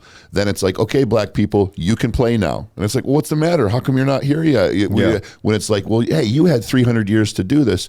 And, patents and generational wealth and all these things. You're talking about a very small subset of white people. Especially now, I understand because we're an integrated. I didn't say you were given anything. Right. I'm not saying that at all. And again, I recognize that there are certain things I benefit from because my skin is white, and anybody that doesn't is full of shit. They know that if they're in the car with, well, I don't want to say that either. There are things like if we're near a racist cop, I'm safe, the black guy's not. I get that. But it's a very small subset group. But if I also go in the green store down on the south side with the barred up windows and I go in there and ask for a loose, there's a better chance I'm going to get mugged than you. Well, not my size, a white guy. You get what I'm saying? Right. So, but I'm not saying that the advantages and disadvantages are equal. It's more about education from the base, though, because in city schools, they're not teaching you about nobody is teaching you unless you have an influence like yourself in those scenarios, which is why very I'm here. but it's very rare course, though, right? Of course. The But I'm majority trying to of make it not be. those majority of kids aren't taught about buying land, right? They don't even know that you can buy land. Nor was I. See, you can't do that though. That's not you don't represent the majority. Like I've said this before in my chair. If we're talking about schooling, though, I was a publicly schooled child, though. Right, I didn't do any special class on land ownership. You've been through a different type of lifestyle than the majority of people who look like you. Nate, I'm sorry, bro, but I've had a 480 credit score up until I was almost 30 because I knew nothing about credit. Okay, Well, I'm not saying you didn't. I don't own any property. I'm agreeing with Okay. you. I'm saying that I'm missing your point then. Yeah, because you did not grow up as a privileged white kid, correct? Right. All right. So Well, it depends on how you define privilege. I didn't grow up in the hood. I was safe walking to and from school. It's not an area. It's about who was teaching you what from the beginning because they've been doing that for generations and generations and generations. Sure. Like I said, with my money in my trunk when I got pulled over at the beginning of the show, I was only shown people that had money. When they have cash, you keep it in a box, right? Like whereas like if I had grown up in a different scenario type of stuff, maybe I would have said the first $20 I got, mom would have said, you know what, let's go start you a bank account type of thing. Okay, I'm with you because my dad did have me open a bank account. I do want to say one thing real quick. When I was arrested on Westmoreland Avenue, when I was 21 or 22 years old, in my front pocket of my jacket, I had $2,700 cash. The reason it was $2,700 is because I had just spent $300 on methadone pills that I bought from my drug dealer. When I was arrested, mind you, I was arrested, no Miranda rights, no probable cause. I was a white guy walking down the street. Yeah. As we talked about the trespassing warrant, they just said, listen, you're a white boy, you're in the hood. Place, wrong time. You ain't supposed to be here. We're going to search you. And I said, don't I have rights? There's no probable cause. They said, no. There's a trespassing warrant here. If you're not from here, can you prove you live here? No, then we can search you. They searched me. They found pills. They also found the $2,700. Do you know that it was wrapped in a notarized letter signed by my uncle that said that he was letting me borrow the money, and it also had a repayment schedule in Yeah, it? they couldn't touch it. I never got it back. The DA Oh, they confiscated stole that it. shit. Yeah, that's So unfortunately it's the same exact thing no, that but happened unfortunately to you. that's real thief. I didn't have that. I didn't have those steps that you had. I didn't have it wrapped up. Like you got robbed. I got robbed too, but the point I was making is that my skin was white and the same shit happened to me. If anything, it happened worse. But you just because it happened didn't mean that you didn't take the steps, because in your argument you got robbed. In my argument, I didn't get robbed because I didn't have those steps involved. Even though it was the same outcome, this is what I'm saying. You had the opportunity to have somebody tell you like, yo, bro, here's the receipt for this. I'm going to go. No, it was just I bummed $3,000 off my uncle, telling him it was to get my license back, and I went and bought drugs with him because he wanted me to pay it back. He had a witness to the promissory note. That's all that was. But I'm saying, like, even seeing that the one time might have said to yourself later, regardless if the cops did it or not, like, this is how things are supposed to happen. Okay, sure. Whereas, like, I never saw that. I never saw a bank receipt. I never even knew. Like, I know a lot of kids in the Boys and Girls Club that I work with. They don't know the difference between a checking and a savings account. Oh, when I was in prison, I saw it. I would ask them, like, bro, what do you mean you don't know They this? might hear of heard a checking account, but they think savings means the box under your seat. Right. You know what I'm saying? Yes, So, 100%. So, like, privilege doesn't mean color. It only means what you're exposed to, and usually that's because Thank you for saying that. It usually means like somebody like Candace. Candace grew up in a nice household, right? And it's because down her road of heritage, somewhere they got it right. They started to get it right, and it's been going on ever since. Correct. Whereas, like in a lot of these households in like inner cities, right? The example is, well, I watched my mom raise 4 fucking kids. I watched my grandma raise her kids. It's always there's no dad, so you get used to it, right? So like the opportunities that you might learn stuff from a man who went out and worked and had to, put his money in a bank, put his money in this, go get a loan, save up a little bit. Those things don't get exposed. It's not that the opportunity's not out there, because there's been plenty of kids in those scenarios who find it out for themselves. Sure. Perfect example as yourself. Thank you. You went and found it yourself. But unfortunately, I would think that the majority of kids aren't going to find it themselves. They have to be pushed a little bit into that direction and then be told, well, look, we're pushing you into this direction, right? Like you go to a city. How many, have you ever seen some of these high schools in like private areas? They're fucking nuts. Their science labs are like something out of fucking Washington, D.C. Yep. So even if they don't use science in their life, they were exposed something to it. There's the opportunity right there, right? Whereas like, it's like all Jamal sees is school. I'm only going to school because I have to, right? I'm only there because I need this stupid ass diploma, or I'm never going to be able to get a job at fucking Walmart or the warehouse or whatever the fuck the case may be. Whereas, you know what I'm saying? It's 100%. It's and went back to the 300 thing. It's more than just money and opportunity. I think it's the start. How many football teams are there? 32.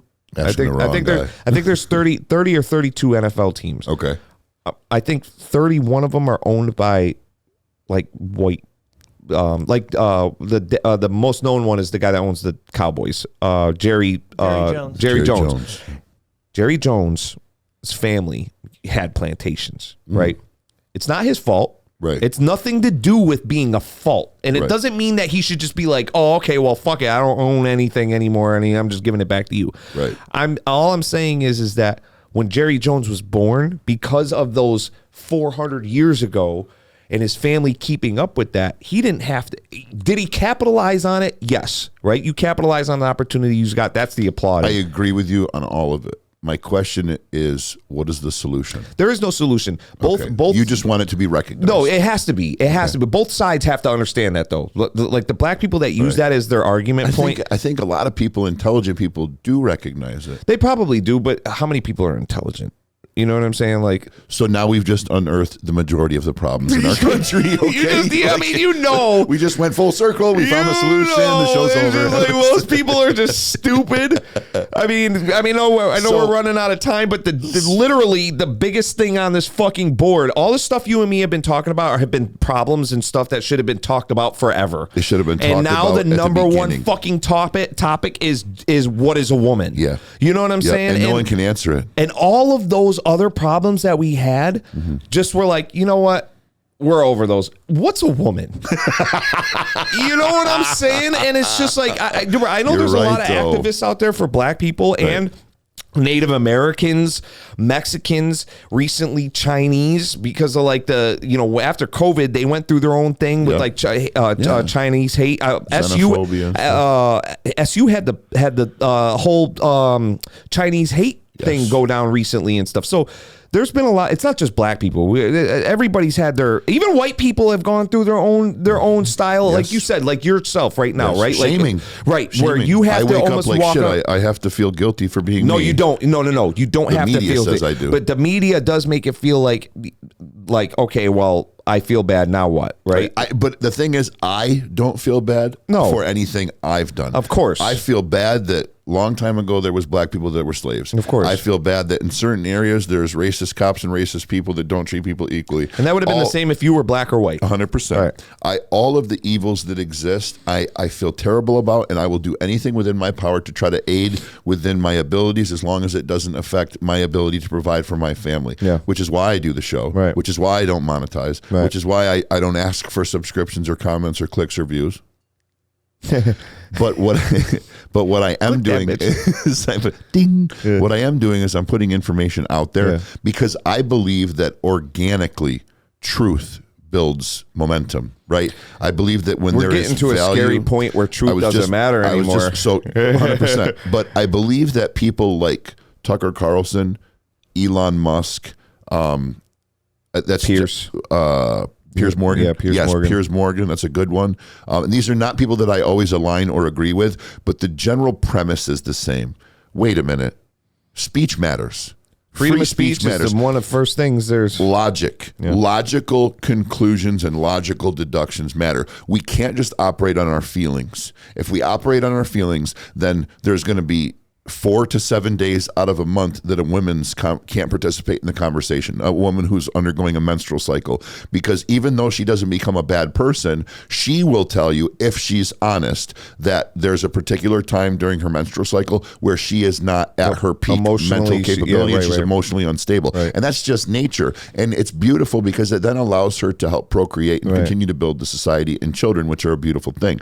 But now you say things like this, they go, oh, you're right-leaning, you're conservative. No. So how sad is that we're at a place when I say that a woman undergoes a menstrual cycle because she is put on the earth to bear children if she so chooses, that's offensive. That it's a political affiliation and it's offensive. Fuck out of here, bro. Hey, my name's Big Nate MG, and there's 2 genders, and I don't care what anybody says about it. You can identify as whatever you want. 100%. Nobody gives a shit. The only people that truly give a fuck are the people that are going to hold so strong to the Bible that they're not hearing shit other than marriage. Or the people that want you to believe that there's 1,000 genders. The rest of people getting up, going to work, paying taxes, being productive, worrying about their shit. They're not going, I wonder what gender this person is. They're going, I got shit to do. What are you? You're a hermaphrodite to fight a woman trans for? No problem. I got shit to do. No, you can be that. That's cool. I just don't put it on my kids. Even the person that you said, though, that thinks there's 1,000 genders, the only person they have to prove that to is somebody that's super fucking religious and dies by that Bible, because no one else really gives a fuck. Shit. Exactly. Right? Nobody cares. Nobody cares if you have... I care when you walk into the bathroom with a penis and testicles. Oh, bro, it's the biggest thing right now. To my 4-year-old bro, I've got so many... I know we went off topic. I can't do it now, but I have so many videos saved of these people who are filming in situations from gyms to schools where these women are in a locker room or bathroom and like basically with their phones being like, this is my first experience dealing with this and that, and then showing. Here's the thing. We're not talking about transgenders that did it right. No. We're talking about on men. TikTok that my wife follows that is, listen, if she was in a bar you wouldn't know. That thing was tucked away, I'd be making out with her in the corner, and then later on going, hey, you want to go home with me? Yes, you just have to understand that I have a penis. Right. Whoa. Right. I've been in Miami before with a group of people. No, it's a transgender woman and she's beautiful. They go through it's not my thing, but she's gone through surgery. Not she's gone through hormones. She's gone exactly. Yeah. So how we're about talking about grown ass men? Yeah, this girl's gone through torture, right, to become what she feels she needs to be. And then this guy comes in, he's like, I'm pissed off at guys. I can't deadlift what I want to lift. I'm going to be a girl. It just throws a dress on and I'm a woman. The fuck you are, bro. They opened up Pandora's box with this whole thing. There's nothing wrong, again, with being who you want to be. But when you started to say that women are women as long as they identify by women. You are now, if I am a sick fuck who likes to rape women, It's happened. why would I not just then dress up as a woman happened. and enter your spaces? And all Did you those. see the transgender Oh, bro, dude I that already went to know. the prison and raped He's, all the he's chicks? super famous. And my thing is most of the feminists out here would hear me say that and be like, okay, you're talking about a very small amount. That's because it's right now. Yeah. Right? Like you Right. guys It just started. just started this whole Yeah. thing, right? So like there's a video. Furthermore, even though it's just one, why is it? Why is just- that- Why is that okay? That is okay. That's just one person dead. No big deal. No, right. One person dies by automatic rifle fire, and all of a sudden they want to take the Second Right, Amendment right. away. So why is this any different? Or how about why is it when nobody's talking about guns when this transgender person? You've got Lizzo, back to Lizzo. Lizzo. Nate, how come nobody's talking about Ukraine when there's transgender people? How about Lizzo? We talked about Lizzo earlier, right? Lizzo is supporting the transgender mass shooter that shot up that I the dislike Christian her school. even more now. Yo, Candace Owens just did a whole How special. can you support because that? she thinks that if she I want to believe she doesn't think. I believe she wants the money and the exposure, yeah, you're probably right, but which makes her equally as bad, if not a worse. person. unfortunately, from a perspective, the kids that are out here are like, oh my God, they're either one saying, Lizzo, thank you so much for supporting us, or they're saying, Lizzo, no. Yeah. Right? Because you got 7 dead kids There's nothing okay about and that. nobody cares about them. Well, you want hang on, Biden, you want the transgender shooters, the people that were protesting for that person, you want them to come to the White House and speak, but not the families of the deceased? Yeah. Like, what are we talking about here? You have the protection now. You put all Did the you vote for Biden? I don't vote. You don't. You don't put the. You put. I think voting is the dumbest thing, and it's just like religion. People really truly believe, and once you start selling belief and faith, you've got everybody intertwined. Let me ask you something. If nobody voted, not a single person voted in America, do you think they'd pick a president on the? Let's say the election happens, right, and not a single person goes out to vote. This is hypothetical, obviously. I'm saying nobody votes. But it's not a realistic hypothetical. Can we just pretend? Okay. They would pick a. My point is that like I think what would happen is they would declare a mistrial. So you don't think the electoral colleges would just go ahead and continue? I'm saying. I mean, they may say that by default, this many electoral college votes here, this may, and then pick your thing, and maybe that would be what occurs. Like there's a poll. You know how like leading up to the election, they always have the polls, Yes, but those aren't official votes, right? So let's say there's a poll Those going polls down. are so full of I shit, know. though. Let's just say the polls are still going down, but on election day, there's 3 days to vote. Nobody goes out and votes, right? There's not a single American person that casts a vote. I truly believe that the electoral college will say they'll be shocked, but they'll say to themselves, okay, well, we're just only going to go off of the electoral college now to pick a president because that's how democracy works. We need to move forward so that the president can work. If that's the way it's written into law, then yes. Now, same scenario, but only one person in America votes, right? And they vote right or left, right? Do you think that one vote would guarantee whoever the president? No, because the electoral colleges. So then, have why does a certain votes million that they on top count of that for. vote matter? Because it would have to be enough to sway each state because each state gets a certain amount of votes in the electoral Okay, college. so to that point, Yep. one person from each state votes, and each one of those people, let's say, pick right or left. Not the opposite. Everybody out of They all all 50 pick the states, same? right? There's 50 votes casted Yeah. from one person in Yep. each I state, get what you're saying. and they pick blue or red. Yep. Does that guarantee that president is going to be president? Yes. Do you want to know how I know that's true? Okay. Do you think anybody in the establishment wanted Donald Trump to be the president in 2016? Wait, didn't he lose the popular vote? It doesn't matter. He won the electoral vote. He Yeah, no, became the I know, president. no. That's what I'm saying. No. That's what I'm saying. I'm saying if the people, not the electoral college in those states. I'm saying if one like you represent New York. The people then determine the electoral college because by the Right, they popular vote- vote, it right, determines how many votes of the state get represented. Okay, I see what you're saying. I'm just.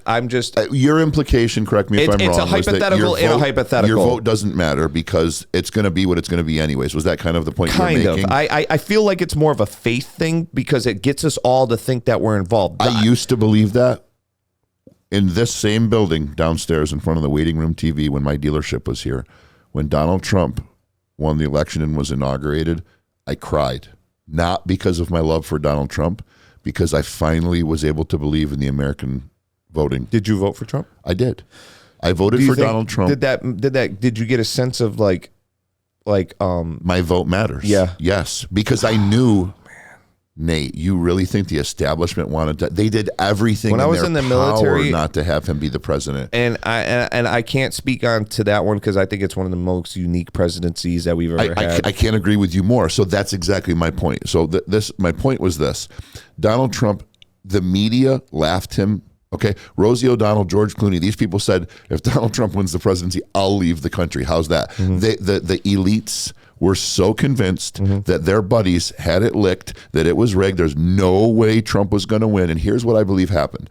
I believe it was rigged against him. And rigged is a figure of speech. Okay, it was rigged against him in a way that the people in the appropriate places spent the appropriate monies, lobbied in the appropriate fashions, whatever the case may be, to ensure that he did not win. I agree. But they grossly underestimated how many votes he was going to get. Okay. And when it got to the point where they looked at each other and said, well, there's no way we can bullshit our way out of this, he fucking destroyed her.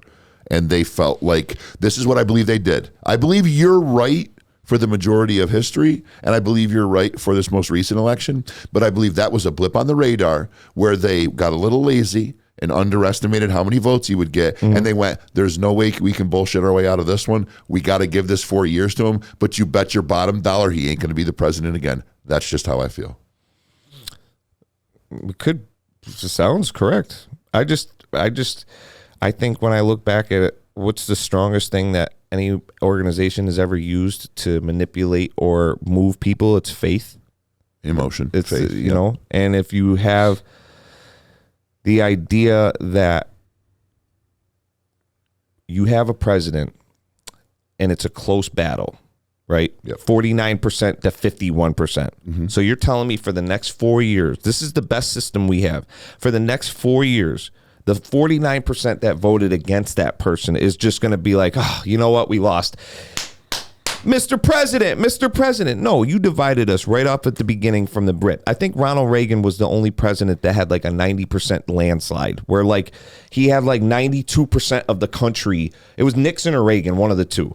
He had the majority of the country voted for him. You mean like Joe Biden had the most votes ever of a sitting What US is that? president? What was the percentage thing though? It was I'm saying I like, don't remember. But I just also, remember that they that's- touted that Joe Biden got the most. Yeah, but votes that's also of because any there's way president. more people now I too, agree, I and there's agree. also way more involvement. Like the 18 Yes. to 25 demographic I got agree. involved a lot more. Internet. I was kind of being more being a wise ass. No, I know what you mean. I can't. Biden's an idiot. Obviously, that was a bad choice. But it's like, bro, these are all the choices that we have. I You know what I'm saying? understand. No, my thing is with Reagan or Nixon, whoever it was, if he was a bad or a good president, the country backed it. If he was bad, it's like picking a great coach, right? If you're bad, we're leading with you, right? If we put you in there and we all agreed that you were supposed to lead us and we fall, it's on all of us, right? Correct. Because we all voted for you. If we all win, it's on all of us. When it's a 50-50 split, which a lot of the last ones have been, at least close to it. They've been like in that.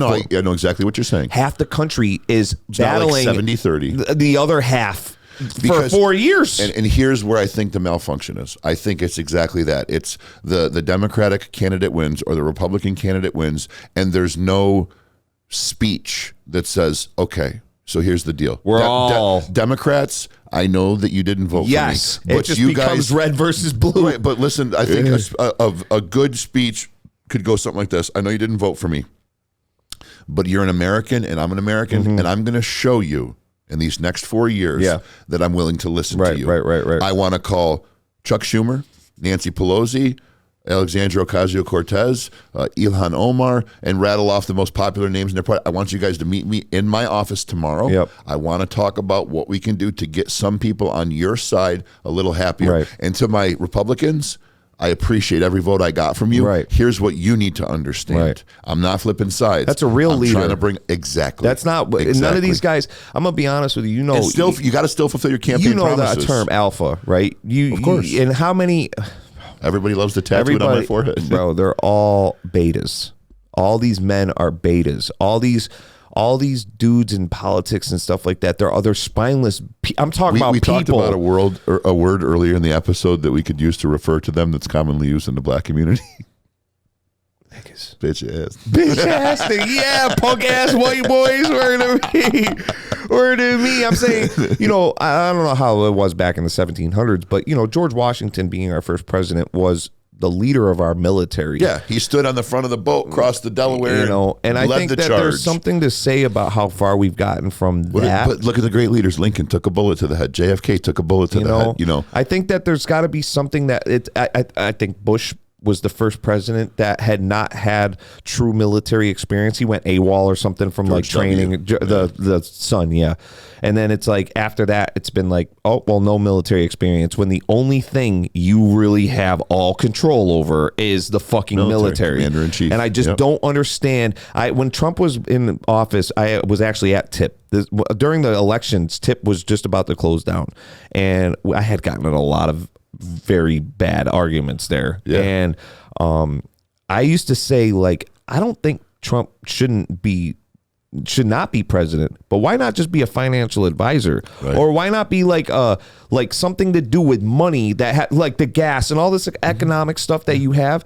Because at the end of the day, you have the button or the Speaker of the House. Speaker, yeah, whatever the case may be. The guy that's got to shift the votes and make the deals, yeah, whatever and make you the got to arrangements be, and whip the deals. But the Joint Chief of Staff is the leader of our military, which affects everybody regardless if you want to be in the military. That was a new Rob Boy talking. You should know what you're doing. I agree with you. It's almost like having a basketball coach that's never balled before. Yep. Or a football coach that was a basketball star. Bill Belichick for the Patriots, he might be a very unique situation. He's never played football, but like the system is so good or whatever. Eat, sleep, breathe. Yeah. You know what I'm saying? Whatever. Yeah. But like at the end of the day, you respect the coach. Like if LeBron, I always said this, Kobe would have been an amazing NBA coach because he took the game very seriously. He has a history in the game.